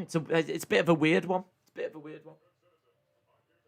I haven't really got a problem with leg slapping. I can't say it's something I notice all that much. But clearly, people are noticing it, and clearly it must be a problem. Days, did you hear the IWGP Heavyweight and Intercontinental Championships are going to get unified? That should happen with WWE and Universal titles at Mania. Yes. Yes, is what I can say. I heard about it. I'm quite surprised by it because, of course, they're not comparable. Like, the Intercontinental belt is very much treated as a proper Intercontinental belt in the sense of it is a mid-card belt, but it's just below. They treat it really well. They really make that Intercontinental feel very prestigious. They do a great job in New Japan with making it feel like really good, that IC belt. It's not like an afterthought or anything. But yeah, like, obviously Kota holds both of them at the moment, and so looks like they do want to unify the two. So yeah, fine. If that's what they want to do. They've got plenty of belts. So yeah, that's cool. But yeah, I completely agree. They should. We don't need a Universal and a WWE champion. There should just be one world champion. AEW Dark on YouTube tomorrow, says Cheese Whiz. Wrestling Days, what is leg slapping? So when someone goes to do a super kick, obviously when they land a super kick, they're not really kicking people in the face. There might be a slight contact, but it's kind of like when they punch people, they're pulling their punches.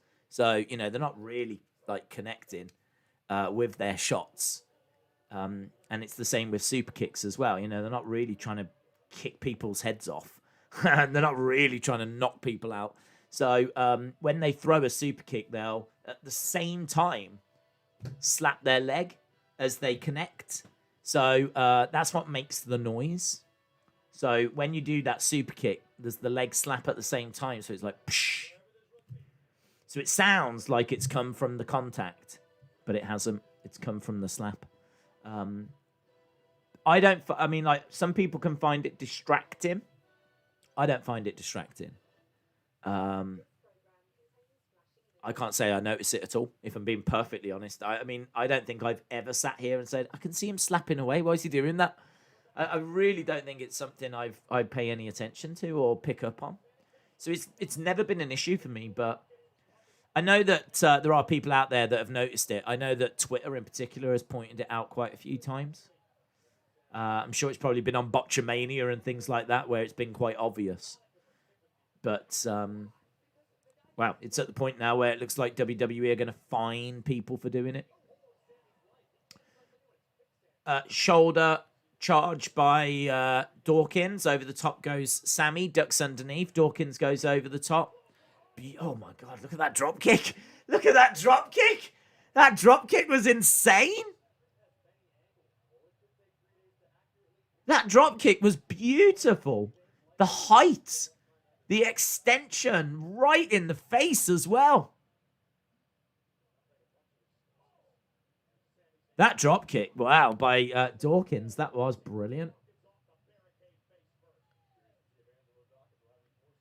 I sort of want to see a replay of it. It was that good. I want to see a replay of the drop kick, but the action continues. Hulk Hogan was my all-time favorite. But back then in the 60s, it was Flying Fred Curry Bobo from Big Time Wrestling. Side note, the original Sheik lived 20 minutes from me and did school shows a lot. No way. That is awesome. That is very cool. He was a vicious man, the original Sheik. As I'm sure you know. I'm sure you know plenty of stories about him. But hearing stories about the original Sheik is fascinating. Sammy talking to Montez Ford on the outside, saying this is what you get whilst he dissects Dawkins. He's got Dawkins against the ropes. These two were probably in NXT at the same time, thinking about it. Dawkins had been down in NXT for a long time. So I would imagine he was there when Sammy was there. So they probably know each other quite well. Dawkins getting a shoulder up.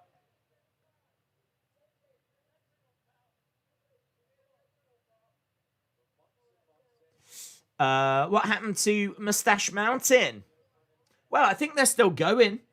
I don't think they've done anything together for a while, but obviously Tyler Bate is in NXT UK, as is Trent Seven.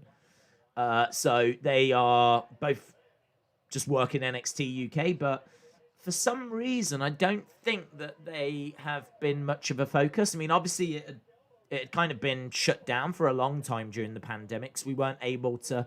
We were in lockdown here in the UK. So I think they're still trying to find their feet, to be honest. I think NXT UK has definitely gone to a different place now. I mean, you've got Volta as like the champ and having like great matches against people. There's obviously quite a vibrant tag scene already. Ooh. And obviously they just brought in Miko Satomura, who had a great match with Kaylee Ray. I actually watched the end of that match. I managed to tune in for the final, 5 minutes. It was really good from what I saw. It was a really good match. Miko just falling short, believe it or not. Kaylee Ray beating Miko Satomura, which I must admit I wasn't happy with because I'm a big Miko fan. But hey-ho, you know.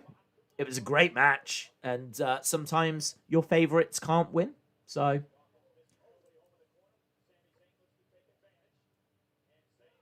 Oh, into the corner goes Dawkins. Trent Seven is trying to lose 30 pounds to go after Jordan Devlin's Cruiserweight Championship. That's interesting.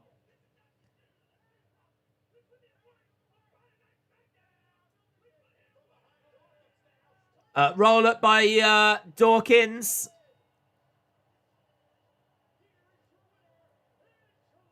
So we got Montez Ford. Oh, there's a bit of blood on the lip of Sami Zayn.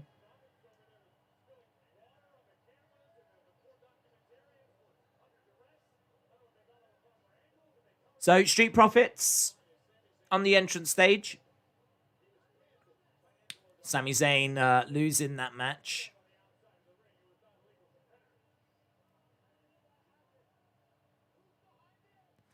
Sami Zayn saying, who's behind this?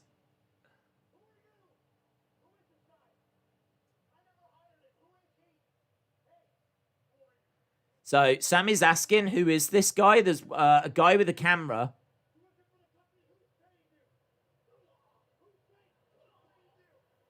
So Sammy with some knee strikes to this guy. This guy goes down.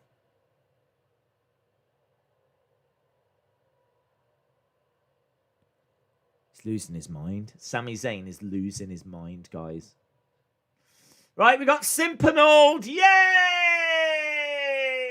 Simpanold is here. Simpanold. Simpanold.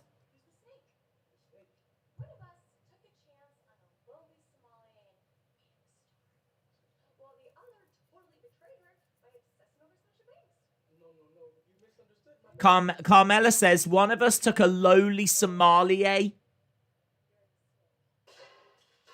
Whoa! Carmella fires Simpanold. Simpanold has been fired. I bet Corey Graves is behind that. I bet Corey Graves is like, it's either him or me. She says, one of us is a snake. One of us took a lowly sommelier and made him a star. And the other one was simping all over Sasha Banks. You're the snake! And that was it. Over went the wine. Drama. Fired. Simpanold has been fired, guys.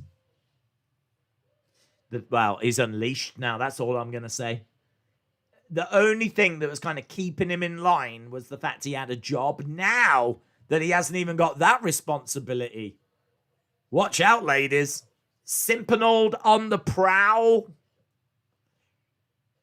Poor Simpanold, says Austin. Dawkins was in NXT when Paige was in NXT. Wow. I wish we could get NWA versus NXT. Imagine Nick Aldis versus Finn Balor or Trevor Murdoch versus Johnny Gargano. That would be good. I don't even know who's still under a contract there. I mean, I think it's more likely that NWA are going to be working with AEW. Obviously, the women's... I mean, that must mean Serena Deeb's going to be on Power, yeah? Serena Deeb. This is surely going to work really well for the NWA.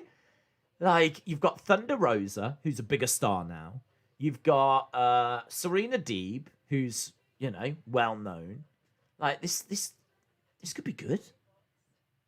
It's gutting that Josephus has obviously, you know, passed away. Obviously just for his family and everything, but also because you kind of feel that with the support of AEW, this could be a really good time for NWA. But I agree, I would love to see them work with NXT, but we live in a world where it's one or the other.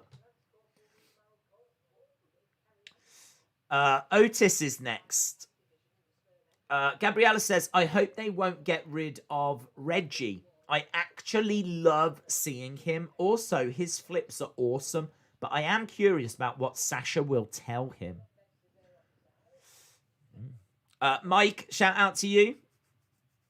Appreciate the kind words, buddy. Hope you are well. We've got more people saying poor Simpanold.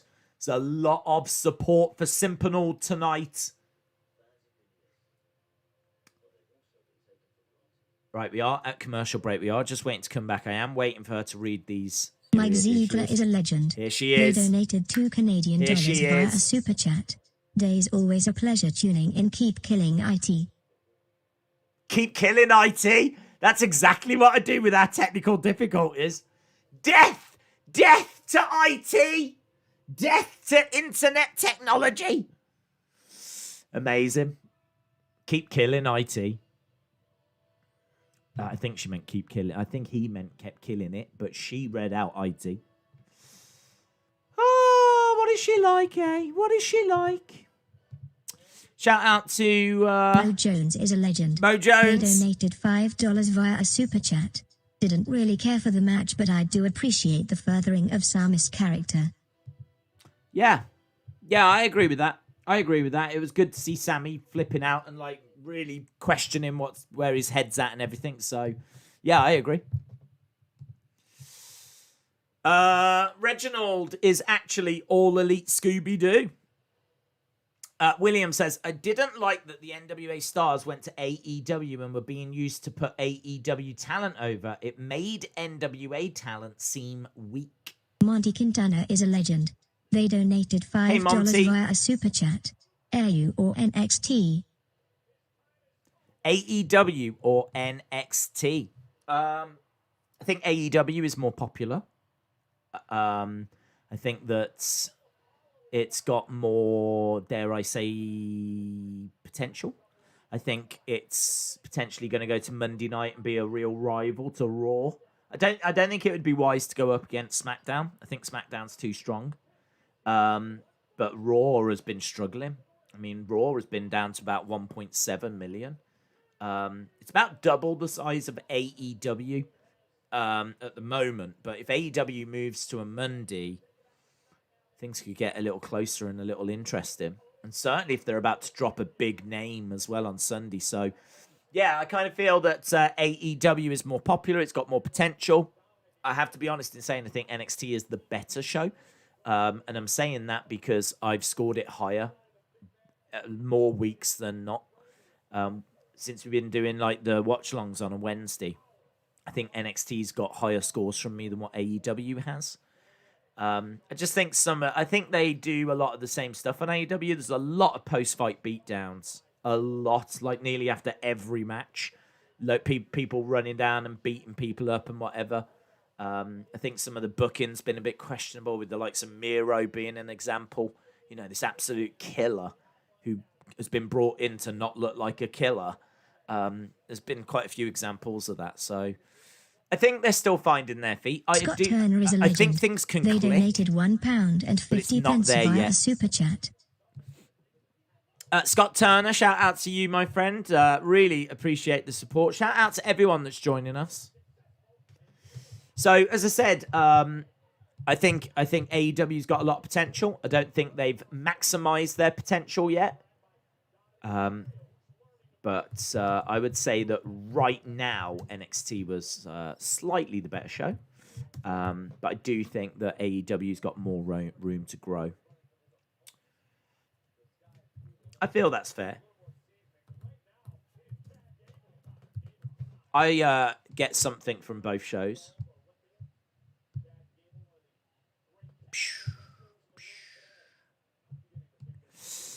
Did I miss Reggie? You did. You missed Reggie, and he got fired. I feel sorry for Thursdays. There's not much wrestling. Yeah, Thursdays is a breather, isn't it? Well, that's all right. I kind of feel that wrestling fans need a night off. Do you know what I mean? You got Monday, you got Tuesday, you got Wednesday, you got Friday. If you're watching UFC, that's Saturday as well. Pay-per-views on a Sunday. It's like, kind of think Thursday off's all right.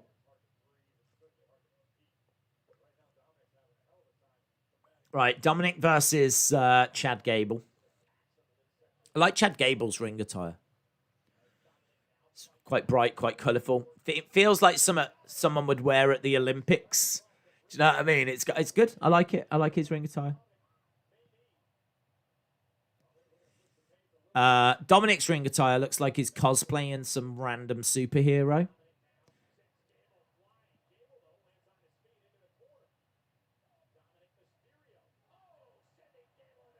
Dominic send in.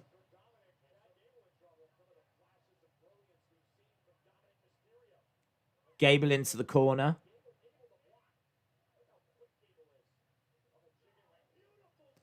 Good suplex by Chad. Kick out by Dominic. It's hard to know what to do with Dominic, isn't it? It's really difficult to know what to do.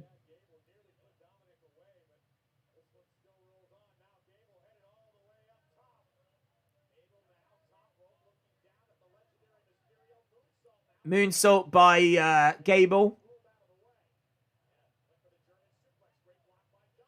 Good work there. Oh. Nice block by Dominic. Dominic has got some good wrestling skills. He's definitely trained. And he gets the pin on Gable. I don't know that I'd be doing that. Wow. Through the ropes. Rey Mysterio just drives Otis against that announce table. He just like headbutted the camera as well, Rey.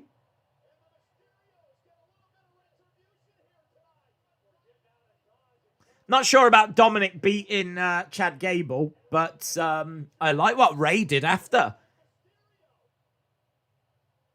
Brought some real intensity as he went after Otis.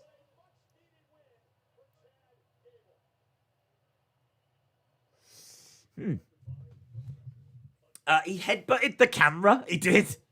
He did headbutt the camera. Lol. 9 minutes away from the halftime scores. I would say the two promos at the start, the first 20 minutes were excellent. I would say the matches after have been raw quality, to be honest. I have no idea why we're getting them. They're not doing anything. Granted, they're not staying around all that long. But yeah, not really what I tune in for, to be honest. So, not the strongest episode so far, which is a real shame because those first 2 promos I thought were excellent. Ray headbutted the camera, says, but a spark. He did.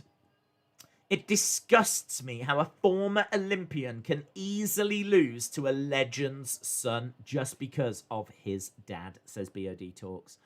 It is strange. It's really strange. Right, we're backstage with Kayla Braxton and Seth Rollins.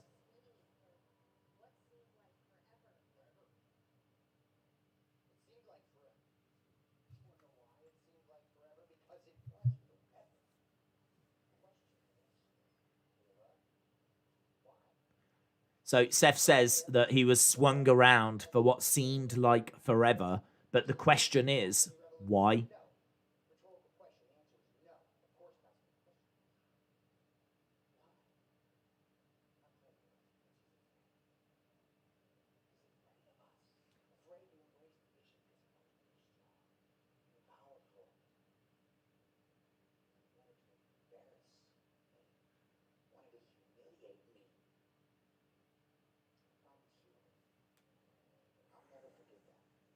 He wanted to embarrass me. He wanted to humiliate me. And there's Murphy.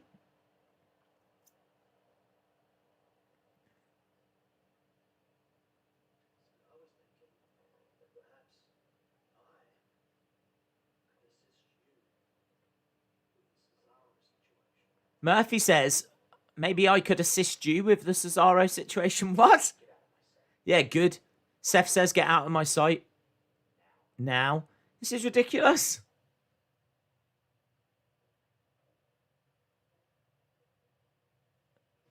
What? Why is Murphy coming back trying to help Seth? That's the face I'm pulling. You're welcome, Austin.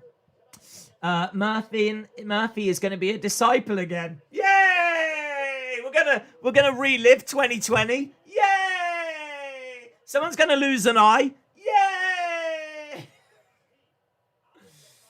Asuka lost a tooth. Boom! Look at that kick. Oh, look at the teeth as well. I still can't believe that. 2 weeks ago. Right, what have we got? We've got, is it Belair? Baszler? Belair versus Baszler. The almighty era has begun.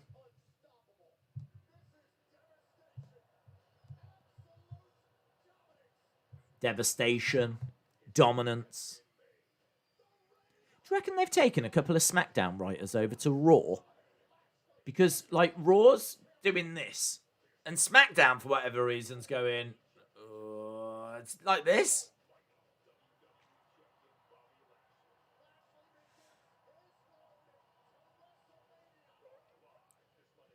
Raw live this Monday, 8/7 Central.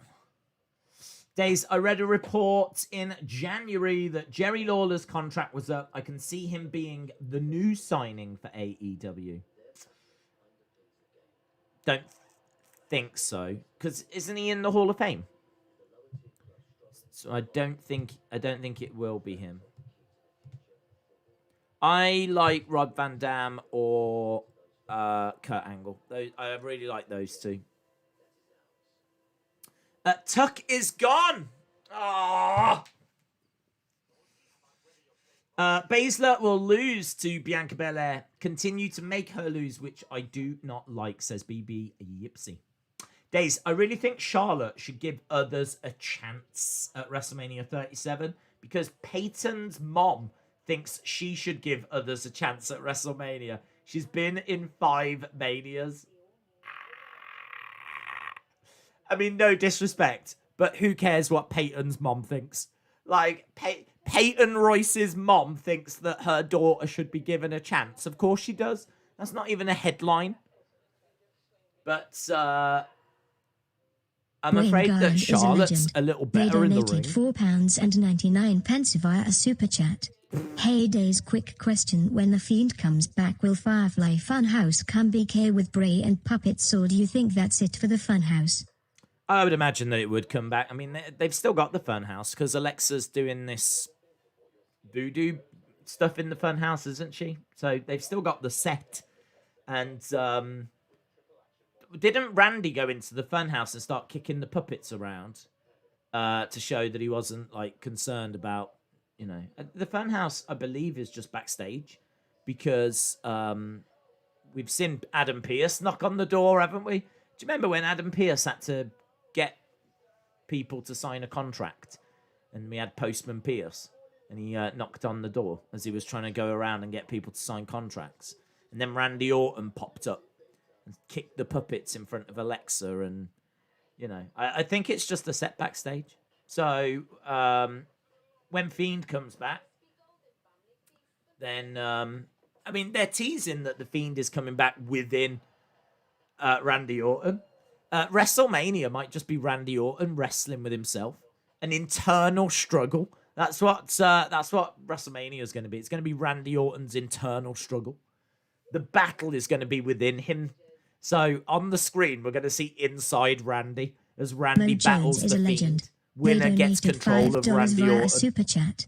Those paychecks have got to be something else. If I was Murphy, I'd be pissed. Mo Jones, shout out to you. So, Wayne, I would expect them to return. I would expect them to return. Yeah, Murphy can't be impressed with how he's being used. He can't be impressed. I'm not impressed with how Murphy's being used.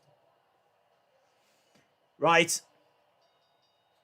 Here is Belair.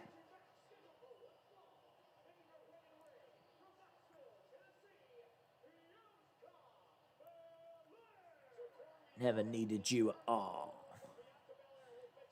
Belair making her way down to face Shayna Baszler. I mean, this should be a really interesting match because Shayna Baszler is a former MMA fighter, trained killer, long time reigning NXT champion. I mean, this is kind of like a match that neither woman should lose. Really, Shayna Baszler is very much at the same level as Belair, in my mind. Former UFC fighter, MMA trained, one of the longest reigning NXT women's champions. It's boss time. Right, here's Sasha. Blazed Radio is a legend. They donated $5 via a super chat. Finally, Days will pronounce my name correctly. Haha, Blaze like Days, your boy Blaze McCoy here. Hashtag Daisy rocks. Shout out to you, Blazed Radio. Hope you are well. Oh, Simpanold is with Sasha. I'm not sure that Sasha's too interested. Sasha's wearing like Brutus the Barber beefcake attire. She's got like same kind of colours that I would expect to see on Brutus. It's kind of like purple with like leopard print. So I'm getting a very strong Brutus the Barber. She needs to come down with shears. So Sasha is Mo channeling Jones is her a inner legend. Brutus. They donated $2 Yes, via a Simpanold. super chat. Orton versus the voices in his head at WM. That's it. Orton versus the voices. Only now we know the voices are going to be of the Fiend. But yeah, I do think the Funhouse will come back. Blaze Radio, shout out to you. Anna Dawes says she needs to go because the painkillers are knocking her funny. All because of potatoes. Absolutely unbelievable. Anna Dawes versus potatoes at WrestleMania. And potatoes are going to win. Potatoes are going over. So, yeah, shout out to you, Anna. I hope you feel better soon. David Conley says, I love Bianca's outfit. It's got kisses, lips all over it. It's cool. Her ring attire is always great.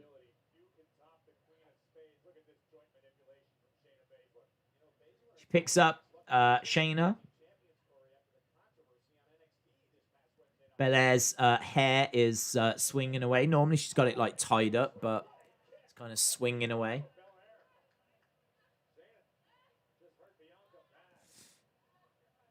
Sasha is down at ringside, trying to, I think, offer support to Bianca.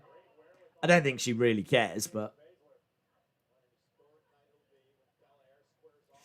Shayna charging over. Big knee strike to Belair.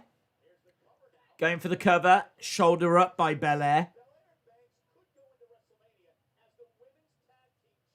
Michael Cole says Belair and Banks could go into WrestleMania as the women's tag champs. Nice joint manipulation here by Shayna Baszler.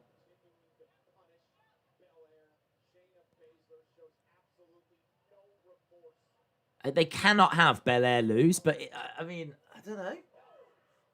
Baszler's been in there with Amanda Nunes. Like, Baszler's been at the top of the MMA. Isn't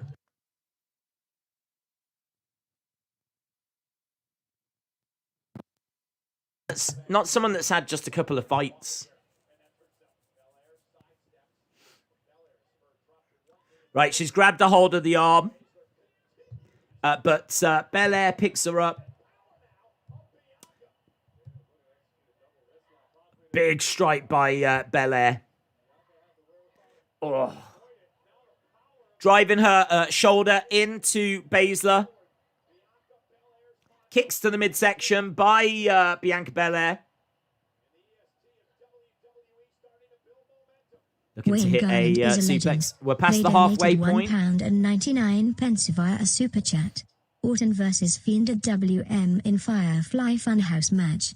I think it could be. I think it could be.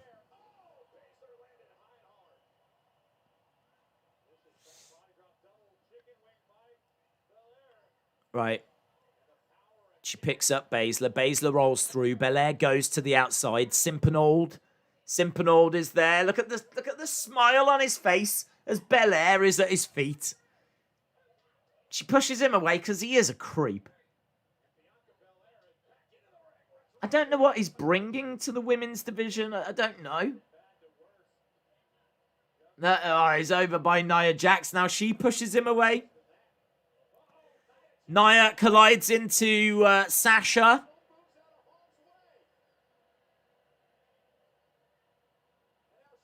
Shayna. Kirakuda clutch, but reverse. Belair has got Shayna on her shoulders.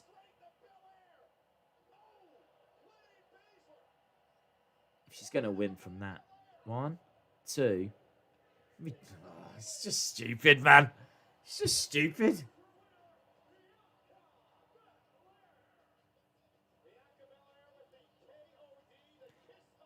So she wins with a very poor-looking KOD. Didn't even look that good. Don't know, man. I think this is just a mess. This was just a mess. This match was a mess. Simpinall being at ringside was a mess. There's too much involvement. It's just a mess. You had to have Belair win. I understand that, but it's really hard to think that Shayna Baszler's just been knocked cold by that move.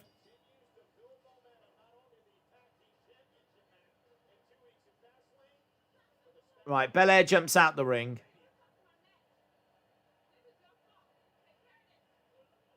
Belair says to Sasha, this is your fault. Take care of this.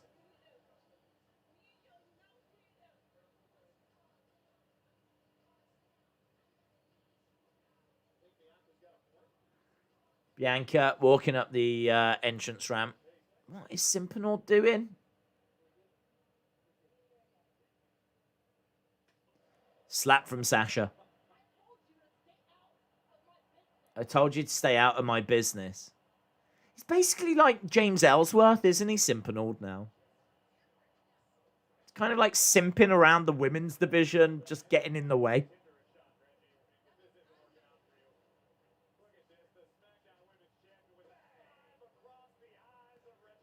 There we go. Red Simpinall gets slapped hard.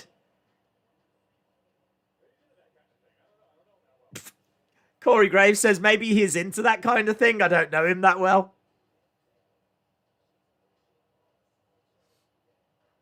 Right, we're backstage. You got Jey Uso. Slapped the taste out of his mouth.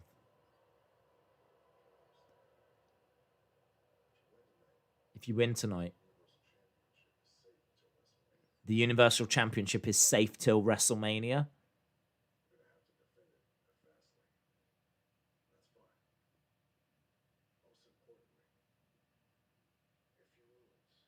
If you lose,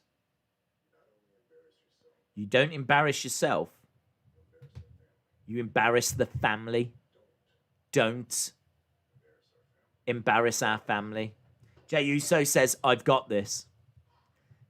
I like that. Just, you know, ramping up the stakes a little more.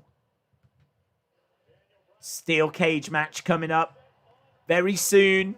Daniel Bryan versus Jey Uso. If Daniel wins, he gets a shot at the Universal Championship at Fastlane.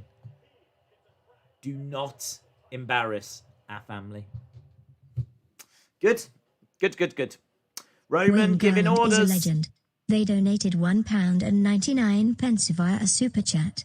Are fans allowed in Stadium at Mania? Yes. Apparently they're hoping to get about 25 to 30,000 each day. I think that tickets should be going on sale middle of the month. So keep an eye out around March 10th, 12th, something along those lines. I think it was WrestleVotes that sent out a little... I don't know why they didn't just say. WrestleVotes are acting so weird.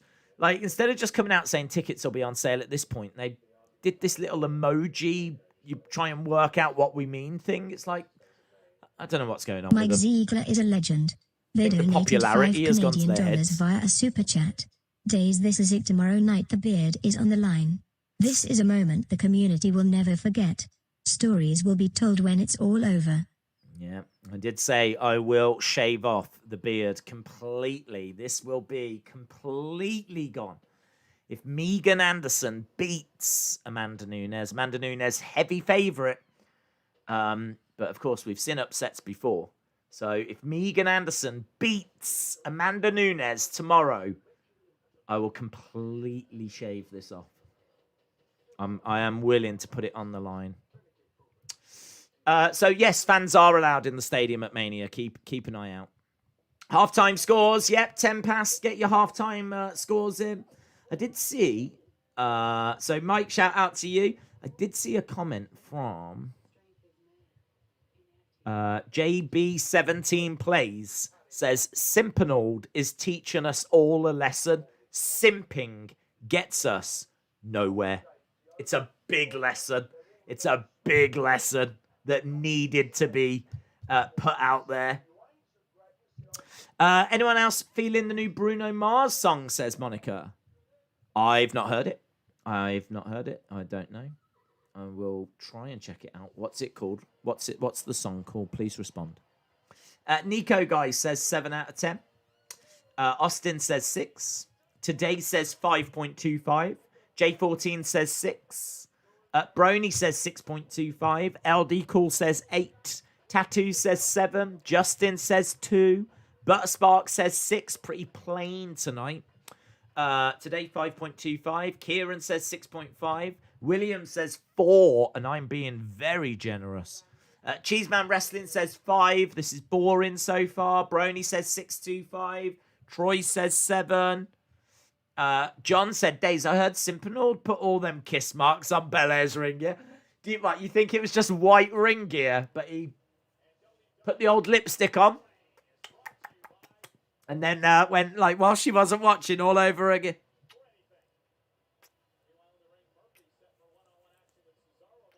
I bet he did. Oh my God. It's creeping me out. Right. Talking of creeps, we've got Murphy. And he's going to be taking on Cesaro.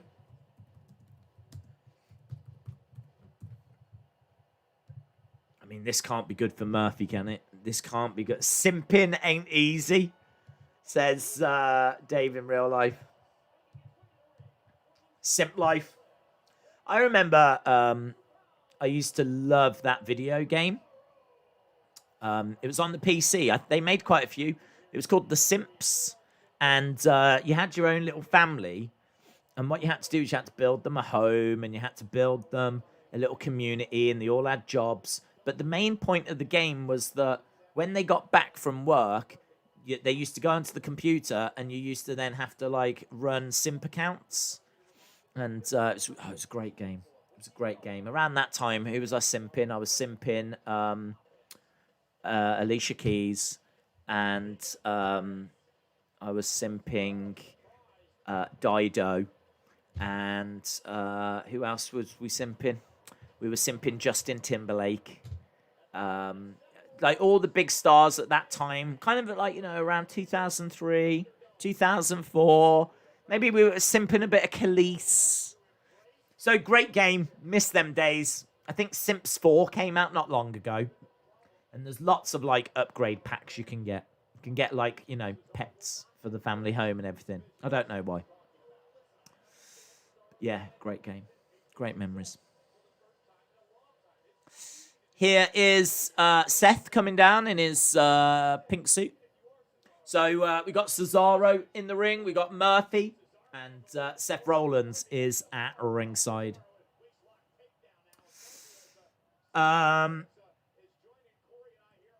Dave in real life. Yes, simping sucks.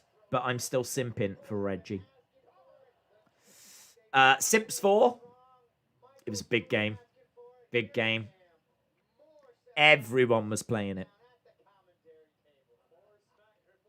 I never quite understood it, though, because it seemed like the game was trying to get you to concentrate on non-simping things. It was trying to get you to concentrate on, like, building a family and a house and getting a job. And it was like, I wasn't into any of that.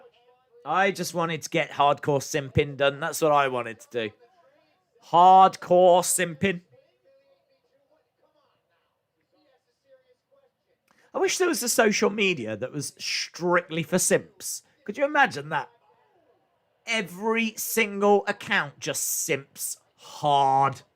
Just really goes hard. And it's just nothing but people arguing and defending their person.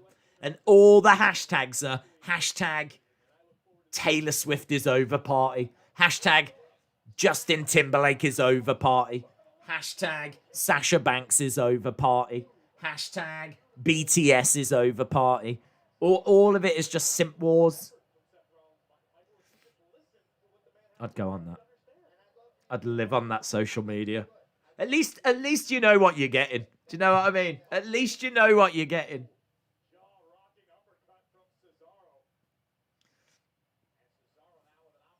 Right, Cesaro and is in control against Murphy. Murphy back into the corner. Simping ain't easy. Simpinord would be on that app. Simpinord would own that app. If you was a female and you joined that app, straight away you get one friend from the start and it's Simpinord. You know, like on, wasn't it MySpace? You had that dude that was your friend at the beginning. I forget his name. But there was some dude, random dude on MySpace. I think it was MySpace. That when you joined it, you always had one friend, and it was the guy that created it. That would be the same with Simpinord on the simping social media. Cesaro with the swing on Murphy. Seth says he is mocking me right now.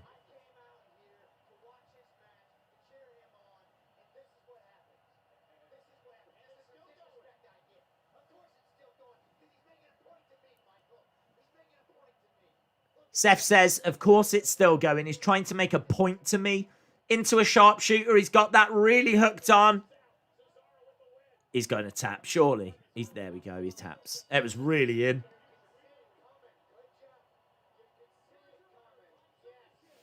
Yeah, there we go. Is MySpace still a thing? I heard that Timberlake had bought it. Talking of Timberlake, I heard that years ago he'd bought MySpace.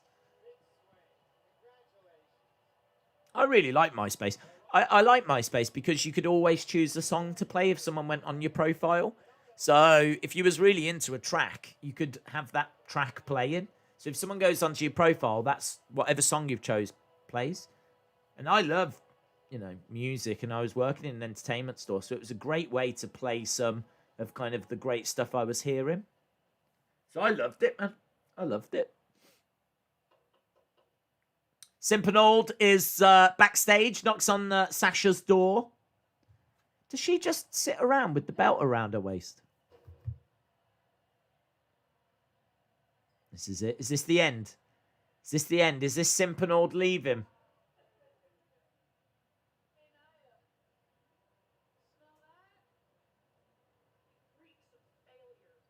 Reeks of failure.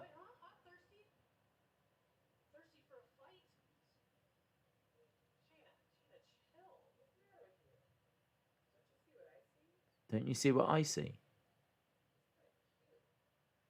What? He's kind of cute, says Naya.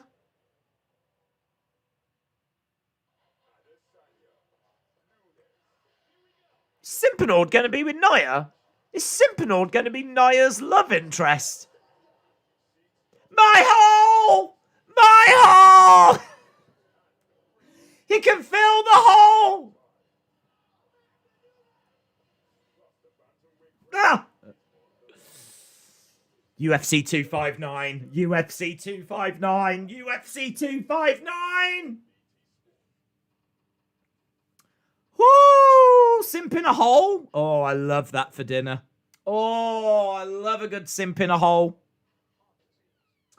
We used to have a lot of toad in a hole here in the UK, which is like sausages surrounded in like, I don't even know what. It's like a Yorkshire pudding thing. But, could go for a simp in a hole. UFC 259! UFC 259! Bad Bunny versus Reginald the Simpanold at WrestleMania. I do like that as a name. Reginald the Simpanold. It's a good name. He'd be big on the rap scene. Monica says the song is called Leave the Door Open. Silk Sonic is the new album.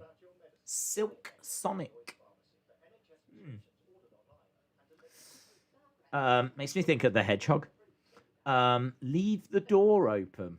It's really bad advice, isn't it? It's really bad advice, especially in this day and age. You can't be affording to leave the door open. I suppose it depends which door.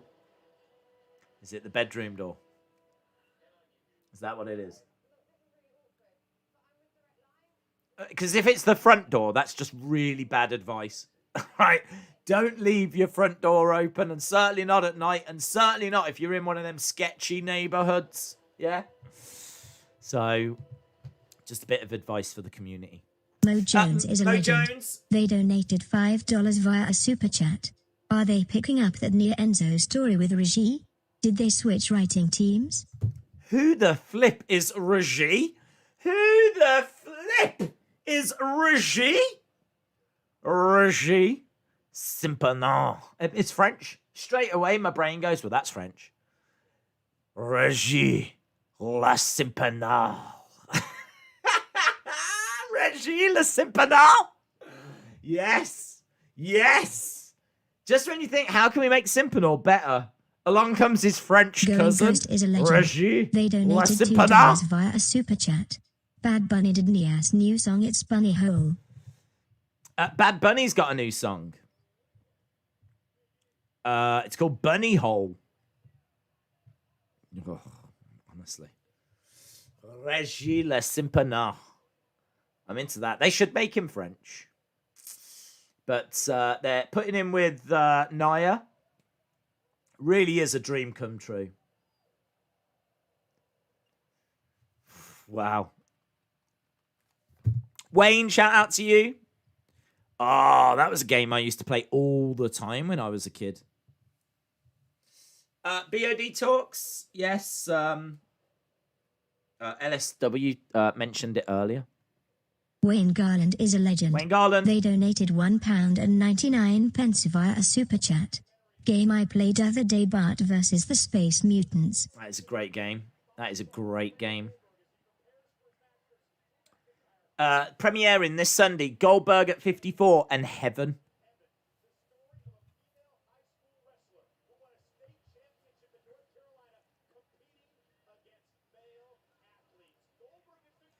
Yeah, man.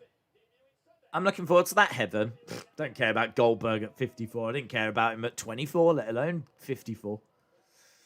Right, here we go. We've got Apollo making his way. Oh, he's got militia. Look at this. Look at this. Why is he carrying that, like... Is that a spear?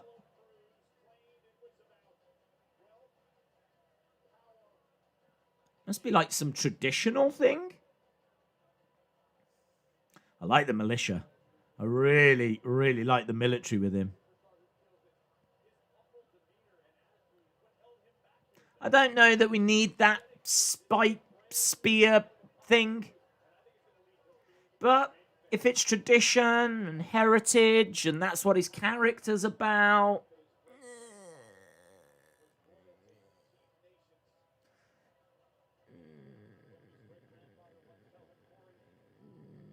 I'd like it explained. Let's put it that way. I tell you what, though, they're going to be able to make a great figure, aren't they? They're going to be able to make a great Apollo figure. I like it. These two look serious, man.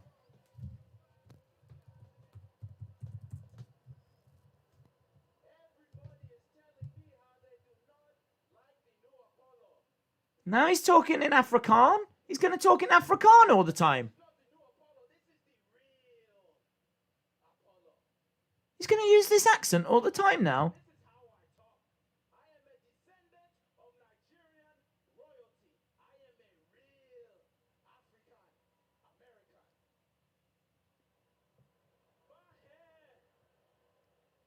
I don't understand. He's not spoken like this ever.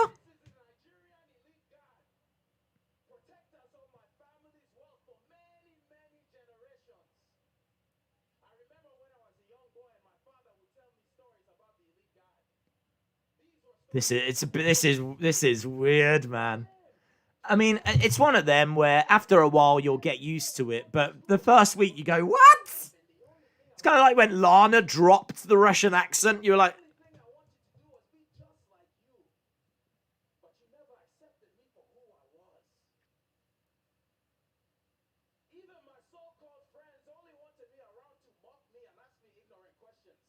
I don't know about this accent.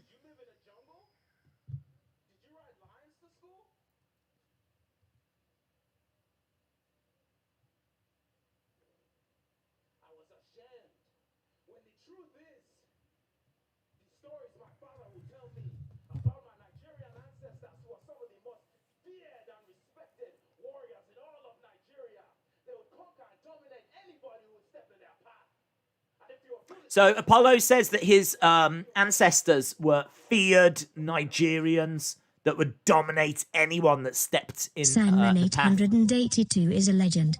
They donated $2 via a super chat. I really like this Apollo. Yeah, it's definitely they're giving him something.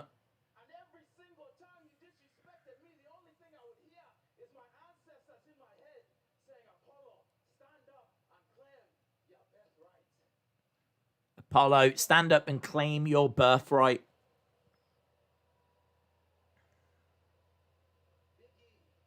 Big E.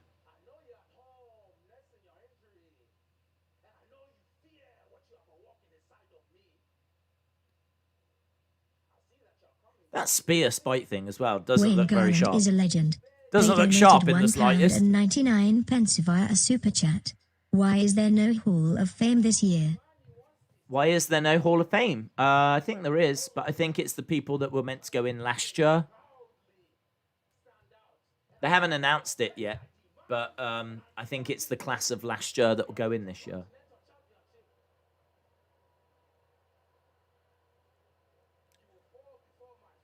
You will fall before my feet, and I will leave you a broken man.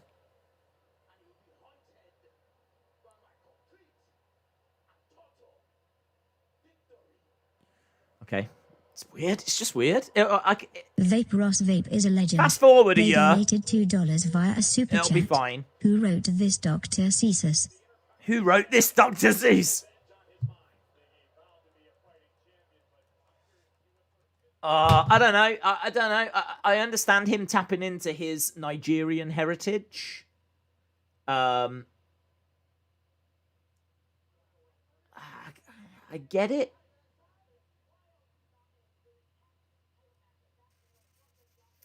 I like the military. I like the scarf. I like the ring attire. It's the accent. It's the spear and the accent are the two things I've got an issue with. Because he didn't have an accent before, now he's using an accent. And I would like that spear, spike, whatever it is, to be explained. Like, is it a family heirloom? Like, where's this come from? Why are you carrying this around now? Is it like, does it represent, I don't know, your family? I have no idea. Has it been passed down through the generations? Did you just get it from a car boot? Like, what is going on? Did you make it? Is that why it doesn't look very sharp? What's happening? What's going down, Apollo? Oh, I don't know, man. I don't know. I think you fast forward a few. I think we'll get used to the accent. So you fast forward a few months or whatever. We'll get used to that. I really like the military behind him. I think it looks cool. And you can make that even bigger at like WrestleMania. You could have a whole army coming out behind him, you know. Man, imagine if they had like traditional Nigerian music and all this, like, and it was like this big celebration of Nigeria as he came down to the ring at WrestleMania. I mean, that would be epic. That'd be awesome. Like, Superstar Spectacle was great because we had all this, like, Bhangra music and all the dancers and everything. That was class. So, celebrating, like, India at Superstar Spectacle was good. If they're going to use this character as a way to, like, celebrate Nigeria, I'm all for it. I think that'd be great. I think more parts of the world should be represented. So, I haven't got an issue with it. It's just the accent's a bit weird. It's come out of nowhere.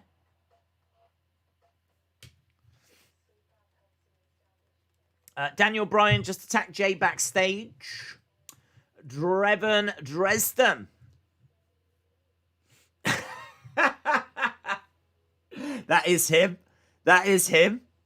Yes. He just needs your bank account details, and he can then transfer you Draven this Dresden money is a legend. that's rightfully They yours. donated $5 via a super chat. Wait. He's a Nigerian prince? Yeah. Is he the guy that keeps sending me those emails? Yeah. Yeah, there's money that's meant to be yours that's in this account over in Nigeria. They've desperately been trying to find you.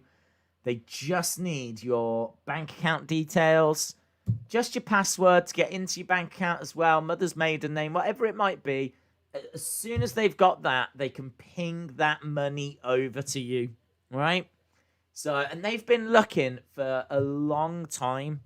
So it's a real day for celebration. So very simple. Ping them your bank account details and there'll be $1 million that will be sent over to your account immediately. What a day for celebration. So yeah, same guy. Same guy. First segment was amazing. Second segment was good. Corbin versus Ford, bad. Angelo, Sammy was all right. Dominic Chad was decent. Belair, Shayna was okay. Roman and Jay backstage was good. Cesaro Murphy was decent. Apollo promo was great, says Harley. I think start was good, and I think everything else has been irrelevant. I think nothing else has mattered. I don't think any of those other matches I needed to see. I didn't need Mo Jones is a legend. They any of them donated other $10 matches. via a super chat. Well, just not Why worth must tuning in for. WWE must do one thing that messes up a cool character? It doesn't make sense. I would have been okay if his voice changed over time, but this was jarring. Well said, Mo Jones. I suppose in a way I would have liked it if like some of those elder family members had been like seen working with him and he had been seen like embracing that, and then like as you said, maybe he starts picking up the accent as he's like talking to these people more and hearing their stories more, and maybe we could have gone on that journey a little bit with him. You are right for it to be like, right, you're doing this now, boom.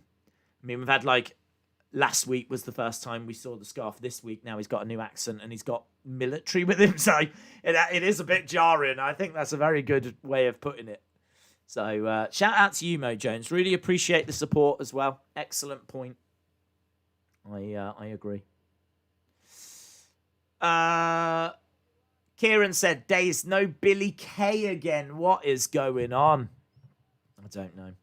Harley said, how did they mess up Apollo's character, for crying out loud?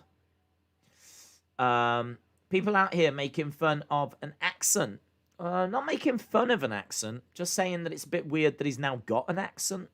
Do you know what I mean? Like, we've seen him around for a few years and he hasn't had this, and now all of a sudden he's starting to use this accent. I understand him embracing his Nigerian heritage, so that does explain the scarf, the change in attire. Does it explain now talking with a different accent? I don't know. I agree that it's jarring. Right, ding dong, hello, we've got Bailey. This is backstage, though. It's not done in the ring. I suppose because they're setting up the steel cage.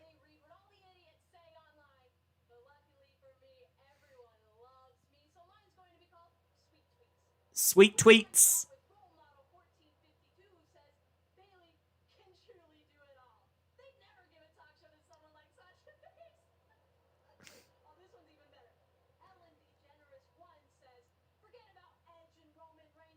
Forget about Edge and Roman. The Ding Dong Hello Show should be the main event.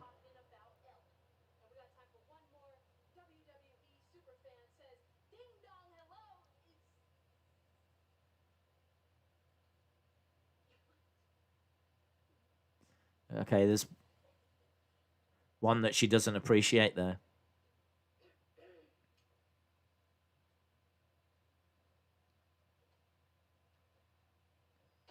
Wayne Garland is a legend. Bit They strange. donated £1.99 via a super chat. Heard Alexa versus Orton at Fastlane. Alexa versus Orton.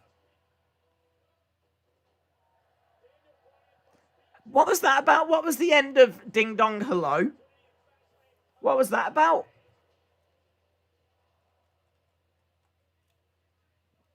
So she was reading out these nice tweets, and there was good stuff in there, like really positive, like she should main event WrestleMania, blah, blah, blah, blah. And then she went to read one, and she was like, what's this one about? And she read it again, and then like she looked frustrated and walked away. I wonder what her next feud is. I wonder who it's going to be. I mean, I'm sure that's what we're building towards. So they've clearly got something planned for Bailey, but we don't know what it is just yet. That was all done, that little segment backstage. Obviously, they're just killing a bit of time whilst they're setting up the steel cage. And we got a video package right now, kind of showing how we got to this. We've got 25 minutes left. Why was that segment more entertaining than the entire night? Bailey shaved single in her hair after her breakup, says Modern Mogul Ent. Did she really?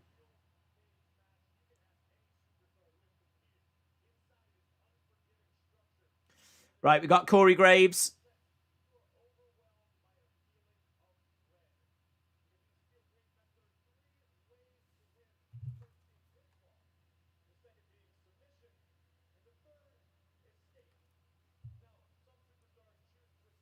Inside the steel cage.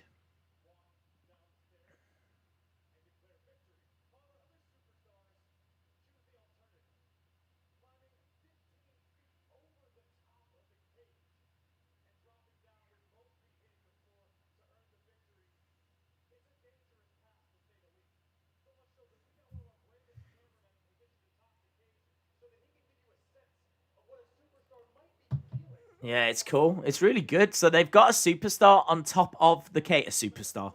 A cameraman on top of the cage so that you can really see what it looks like when they're stood on top. And it does look a long way down, in all fairness. It's really good. It's kind of, it's being presented in a Fox way. Do you know what I mean? Like, they haven't just set it up and we're going to go. They've taken a moment to, like, really show you the cage. Really show you what it's like to be on top of the cage, so you get a feeling of what it's going to be like in there. I really like that. Just taking that brief moment to really get across how dangerous this match is, how high the top of the cage is. It's good. I feel like that's Fox's influence.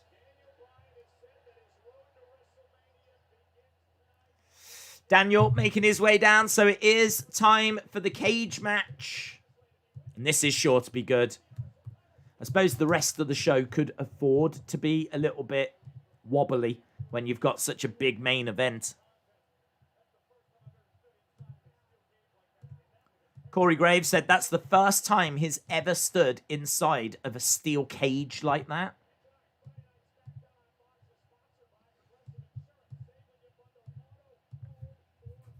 Okay, so Daniel Bryan has made his way down. We're just waiting for Jay.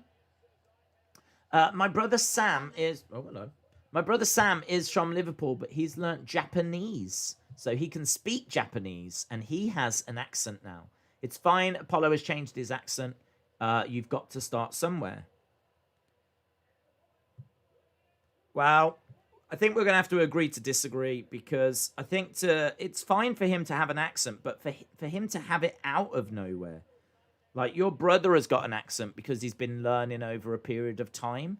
And I should imagine when you pronounce certain words in Japanese, you have to change where you emphasize those words. But for Apollo to be speaking English and just change his accent, like, if I all of a sudden now just start speaking with a New York accent, it's going to be a bit strange. So it's just strange. It's not like he's speaking a different language and he's putting, you know, because that would explain why your brother is doing that. But it doesn't make any sense. It doesn't make any sense to me as to why now he's doing that. Unless, I mean, like, are there people in the world that speak with a different accent to their family that then speak with a different accent to their friends? I don't know. That's not an experience that I've ever been aware of.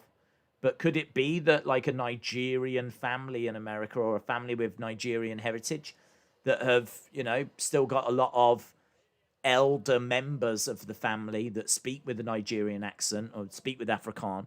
Could it be that that family speak in Afrikaans with a different accent, but then when they're out, they speak with a different accent? I genuinely don't know. Genuinely don't know.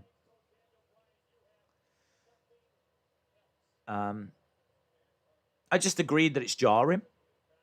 I think it's something we can get used to, much like how Lana has dropped the Russian accent, but I can't say I disagree with people finding this strange. It's kind of like when Kofi was talking Jamaican and then he just dropped it. Do you know what I mean?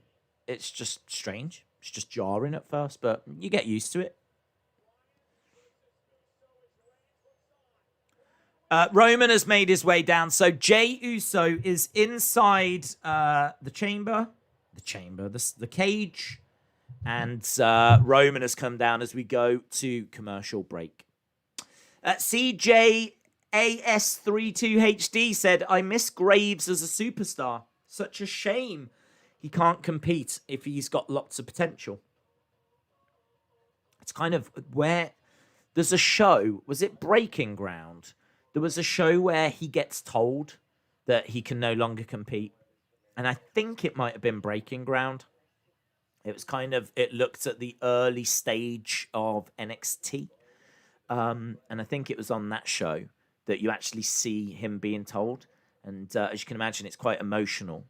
I would think that he, you know, quite regularly looks and wishes that it was him. I'd imagine every WrestleMania that he gets to, he wishes that he was able to compete in the ring.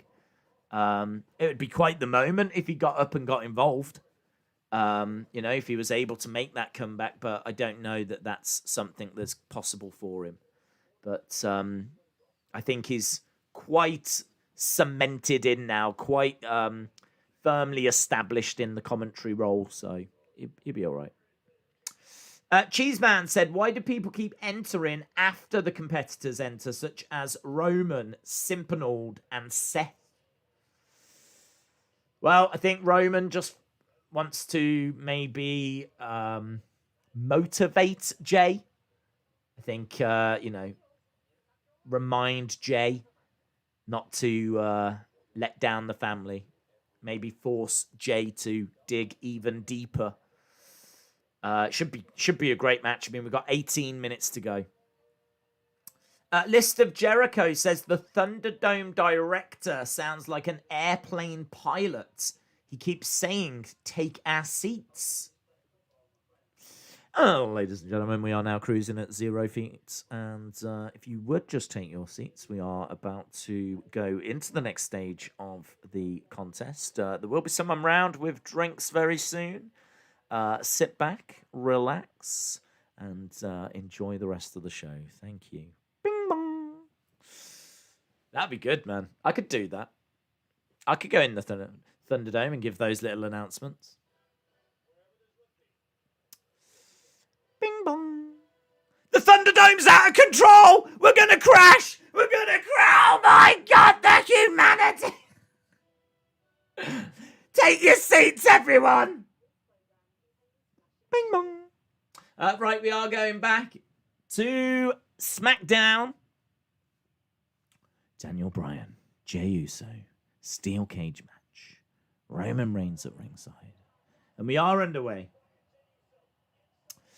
Kofi claimed he was Jamaican when he was Jamaican in WWE. AEW will have CM Punk at Revolution and Kurt Angle. I very much doubt it. John says, who's flying the plane? It's got to be Linda. It's got to be Linda and Vince, hasn't it? Steph is going to be bringing the drinks around.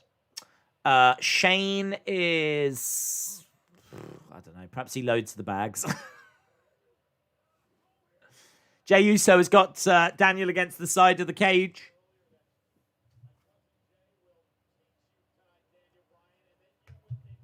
So Roman standing, offering a few words of advice to Jey. Dave, do you think Jimmy Uso will make an appearance tonight? Don't think so. Not expecting tonight.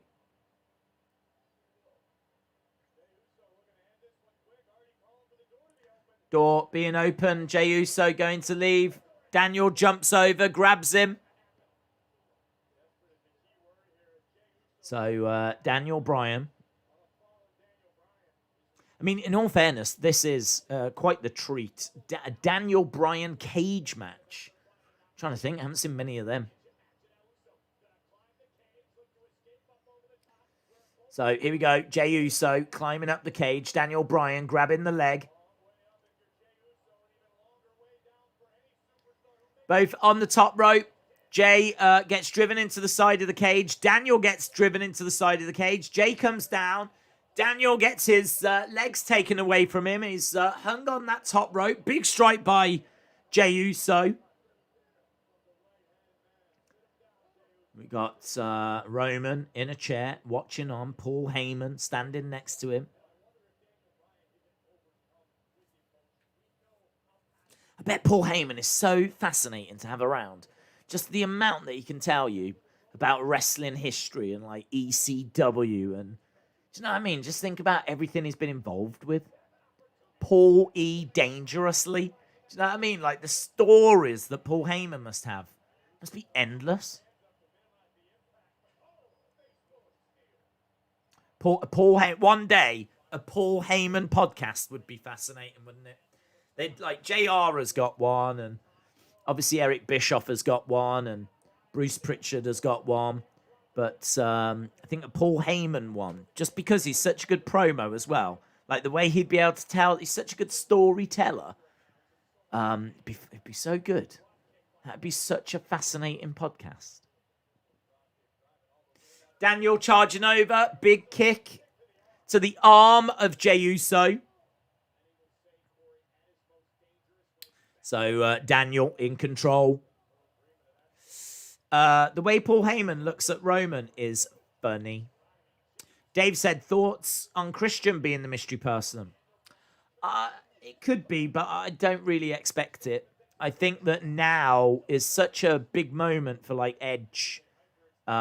Christian's back, but I think there's stories to be told with him and Edge. I think now feels like the worst time for Christian to go.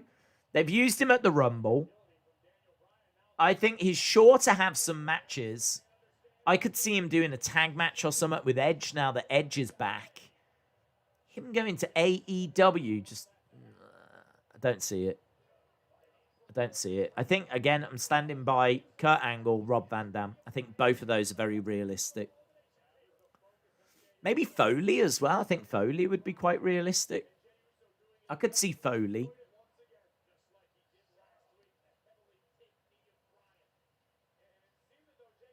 Jey Uso climbing up. Bryan grabbing the leg of Jey.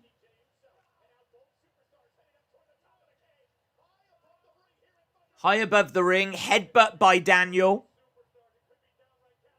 And again.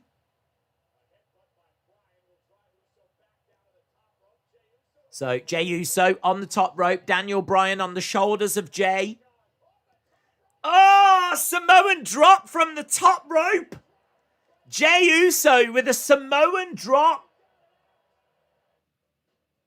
That was cool. That was a nice moment. There was a little smirk on the face of Roman. Paul Heyman was staring at Roman. The work that Paul Heyman does. So underrated. It really adds a lot.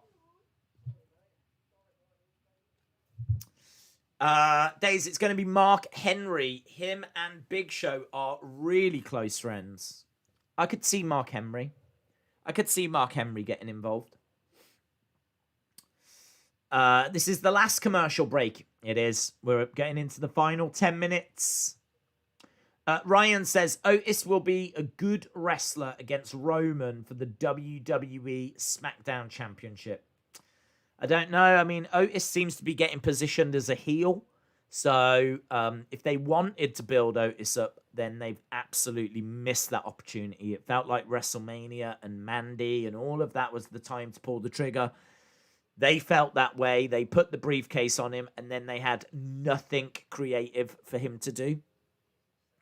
And they completely dropped the ball. And now he's completely lost. And to the point where they're now looking to turn him heel. So I don't know that the future looks that great for Otis, to be honest. Well, certainly not right now. Harley said, I think he always had the accent, but changed it maybe to connect with people better with a normal English or American accent. Maybe he realizes he was being fake and so now uses his real accent. Well, yeah, that's certainly the story they can tell. And as I said, I've no idea if that's something that people do. So I can't comment as to how realistic that is. See where it goes. See where it goes. I like the fact they're doing something with Apollo. And as I said, I like the military with him. And there's some good stuff. Some good stuff there.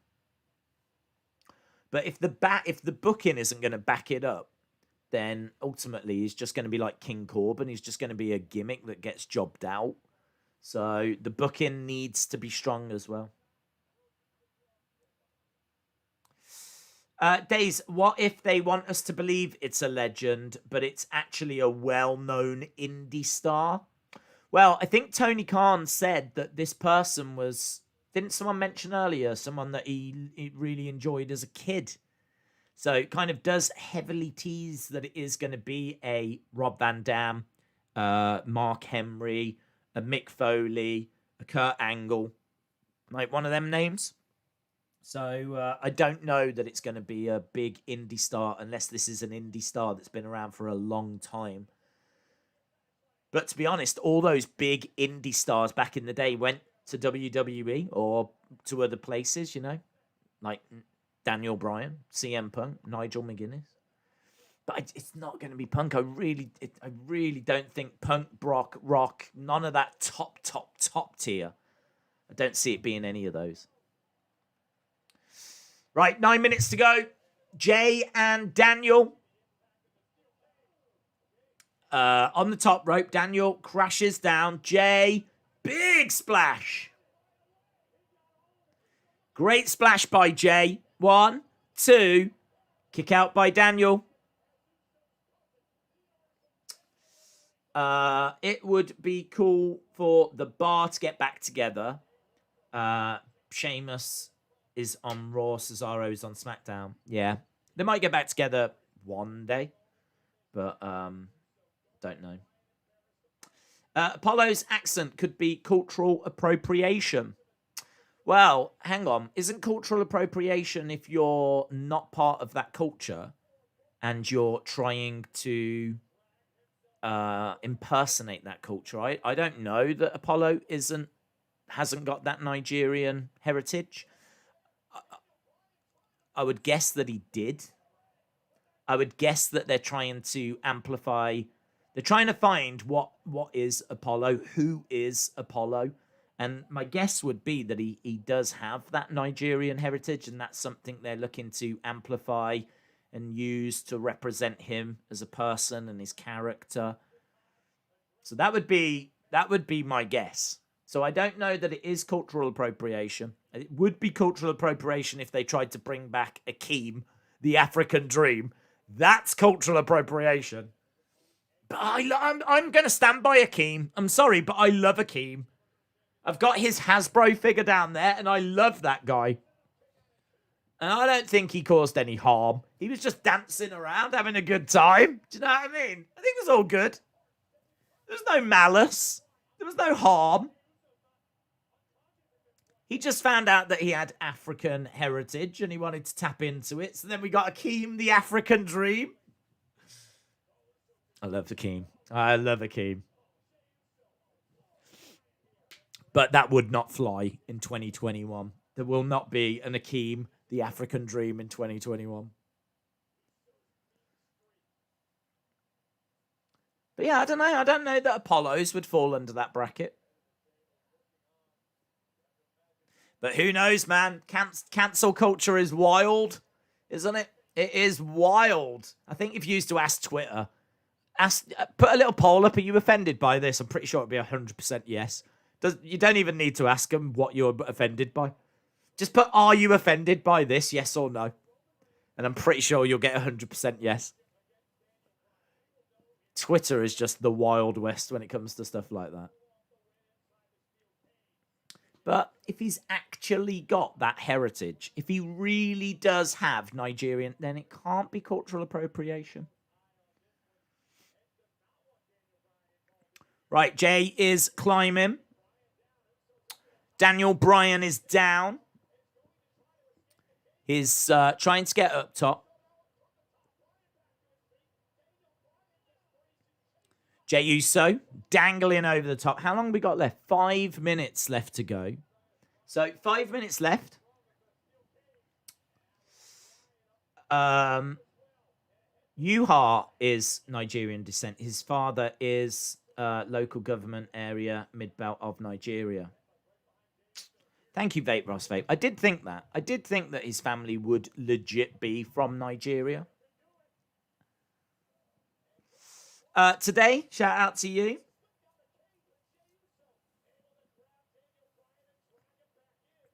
Right, they're fighting over in the corner. I'm waiting for her to read your message out, bud. Today is a legend. They donated $1.99 via a super chat. When baseball starts, what happens to the dome? Well, I heard rumors that they're looking to move it again. They're thinking they're going to have to move, but I don't know when baseball's starting or what the plan is, to be honest.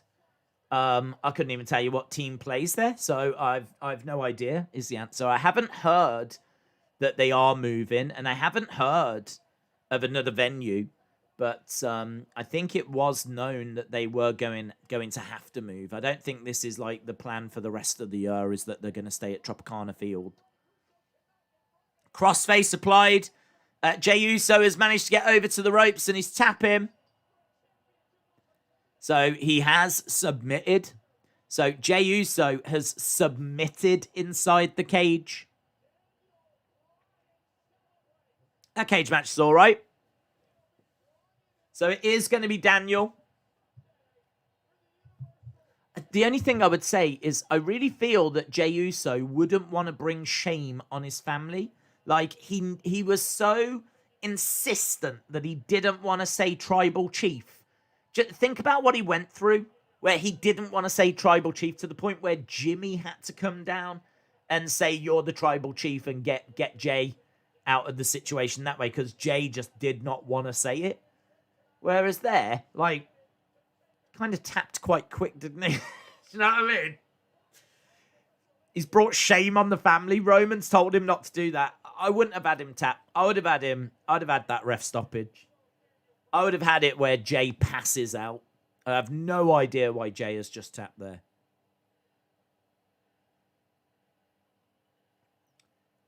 Daniel with the yes chant on top of the cage as the show ends.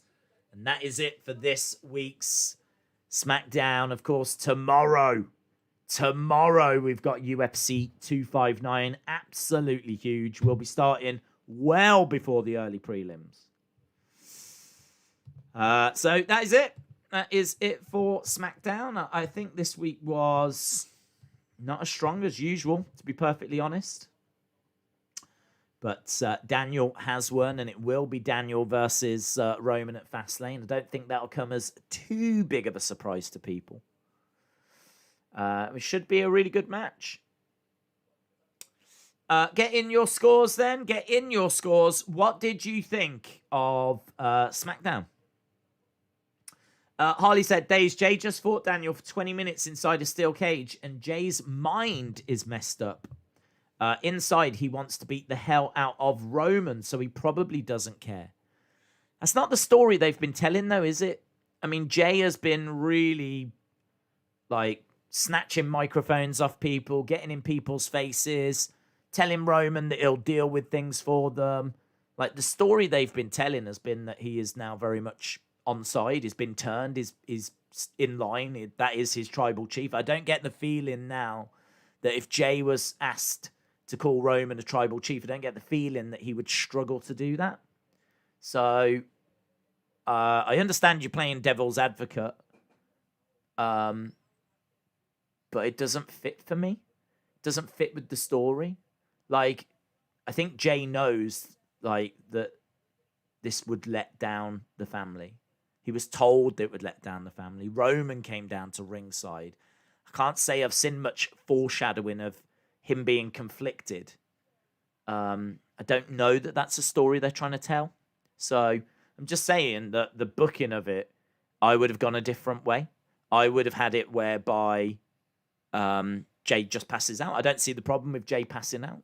Jey passes out. He never actually gives up. He could even come round and say what's happened. And, like, you know, say to Roman, I never quit. I never quit. I never quit. He didn't leave the cage. I never quit. I wasn't pinned. How did I lose that match? Well, it's because he couldn't defend himself and the ref stopped it. So I just think that fits a little nicer, but maybe I'm alone. I mean, I am alone, in all fairness. It was not so bad tonight. Harley said, Apollo said as a child he tried to fit in using that accent and stuff, but now he grew tired of it.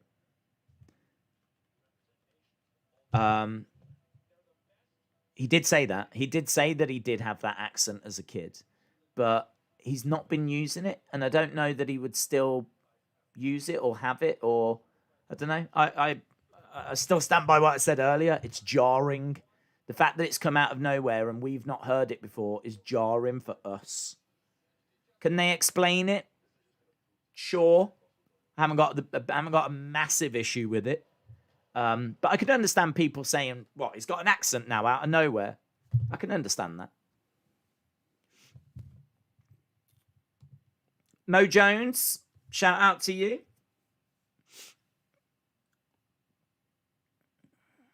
I agree with that. 6 out of 10. I'm trying not to read it. I'm just waiting for her to read it. I don't know why she takes so long. Mo Jones is a legend. There we go. He donated $5 via a super chat.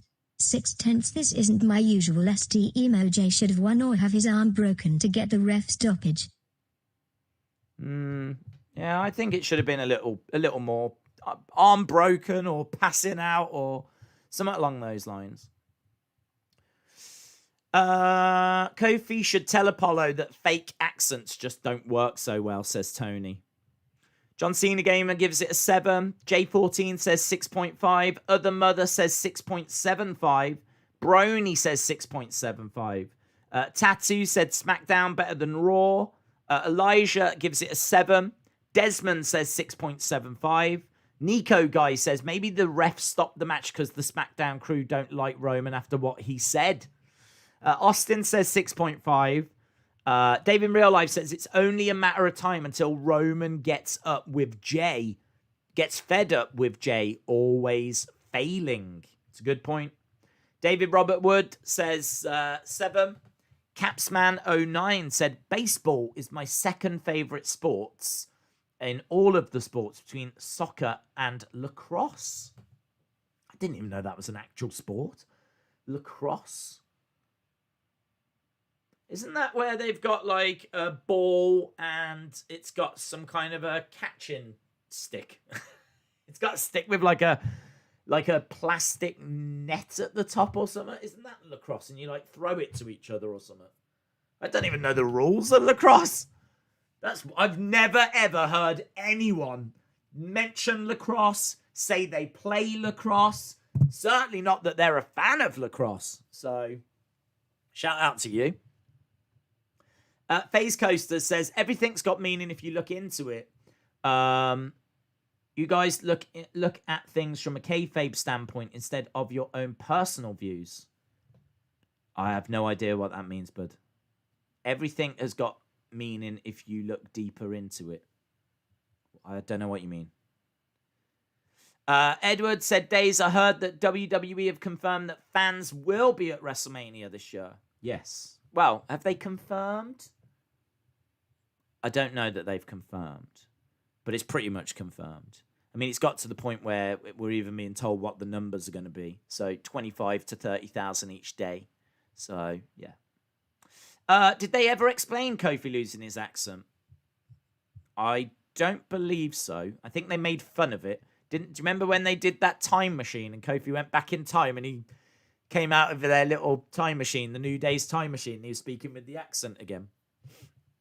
And wasn't it? It was used in the build as well, wasn't it? Towards Kofi Mania. I'm sure it was referenced in there as well. Harley says, yeah, I don't know. Who knows how messed up Jay's mind is? Only because he had to. And I mean, this is his cousin. So I wonder what's going on in his mind. It's a fair point. No, I mean, there's no way of knowing what's going on in his mind. So I don't know. I just think like, I don't know. It doesn't feel like what he would do or to me. I feel like that character is now fiercely loyal to Roman. So if this is going to be the start of a story where he isn't, and he never has been, and they're going to use this as an example down the road of, why do you think I tap so easily to Daniel? If they're going to use it as an example for that, then great. But just doesn't seem to fit perfectly for me right now. Lauren said there are no rope breaks in a cage match, so the submission could not be easily broken. That's correct. Robin said, Days, I predict Goldberg because according to Cornette, the early plans for AEW were to bring Goldberg in and redo the streak because Tony Khan was a huge Goldberg and WCW fan. Whoa. Whoa. I don't know. I really don't know about that. I mean, I can believe it. I can absolutely believe it. But yeah, I don't know that that's the right way forward. I don't know that Goldberg's got the universal respect that he had when he was in WCW now. I heard that Zelina Vega might be an AEW surprise. I can definitely believe that. I don't know how they're going to bring her in, but I could definitely believe it. Roman next week should call out the whole SmackDown working crew.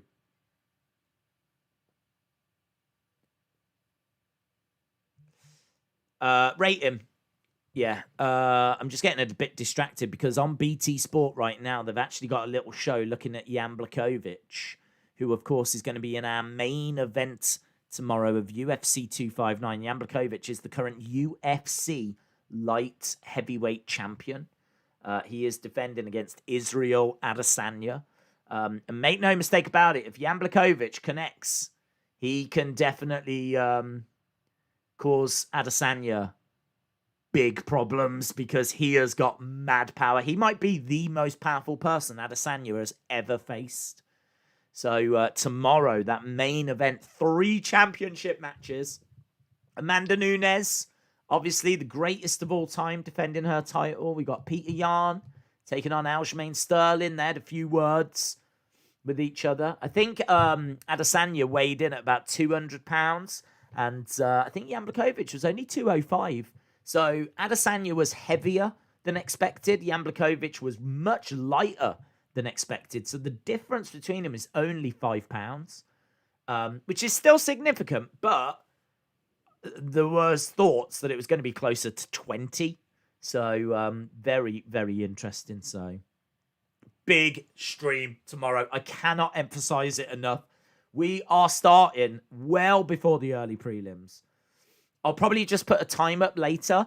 I'll probably just set the stream up just to have it set up, but the start time, it might not be the actual. I'll probably just set the start time as the early prelims because I haven't quite decided when it'll be, but I reckon 99% sure it'll be the hour before. I reckon an hour before the early prelims will get going.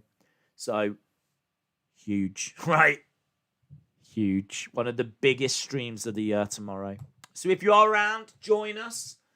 Definitely not going to want to miss them 3 championship matches. Absolutely huge. We are, I would say, 24 hours away right now? In about 24 hours' time, UFC 259 should be starting. So very excited for that.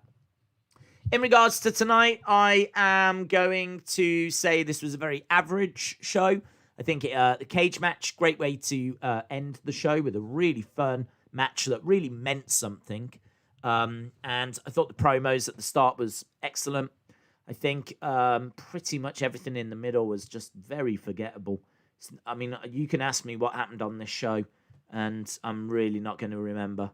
I mean, Sami Zayn, Corbin, Street Profits, not how I would have started the show. The Murphy, Cesaro, Seth Rollins isn't really the direction I would go. I thought Bianca and Shayna, I thought, I mean, actually, now I'm talking about it, I'm probably more down on elements than I am up. So I'm going to say this is just below average because I haven't liked some of the booking tonight. I think some of the booking didn't make the most sense to me. So I'm going to give it a 6. I'm going to give it a 6. I'm going to give it a 6. I think they can do much better than this. I think details are important, and I think some of the details here got a little bit lost. I think whatever they're doing with Simpinald isn't working. I know, like, we love him because he's simping over everyone, but it's just getting in the way. So Simpinald, I think, got in the way.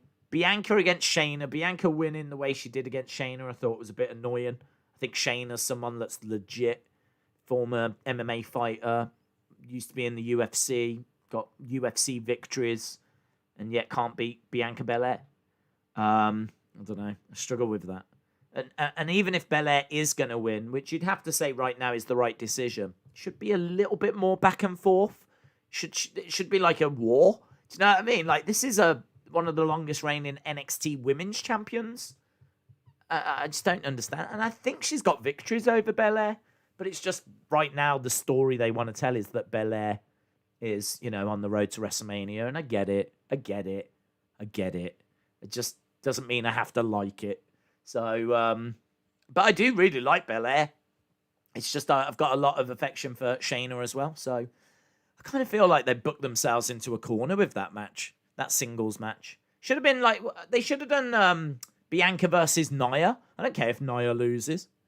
Nia wasn't a longest reigning NXT Women's Champion or in UFC or all any of these things. So, yeah, I wasn't a big fan of that. I didn't need them matches at the start. I think the Murphy thing's a bit messy. I think the Reginald thing's a bit messy. But there was good stuff as well. Jey Uso, Daniel, thought the cage match was good. Promos at the start were fantastic. I'd say my favorite part of this was the first 20 minutes. And because it took up so much time, it really established itself. So a large part of my score is going to those early promos. And it's good to see like Sammy after a bit of development for his character. So at least there was something that came out of those first matches.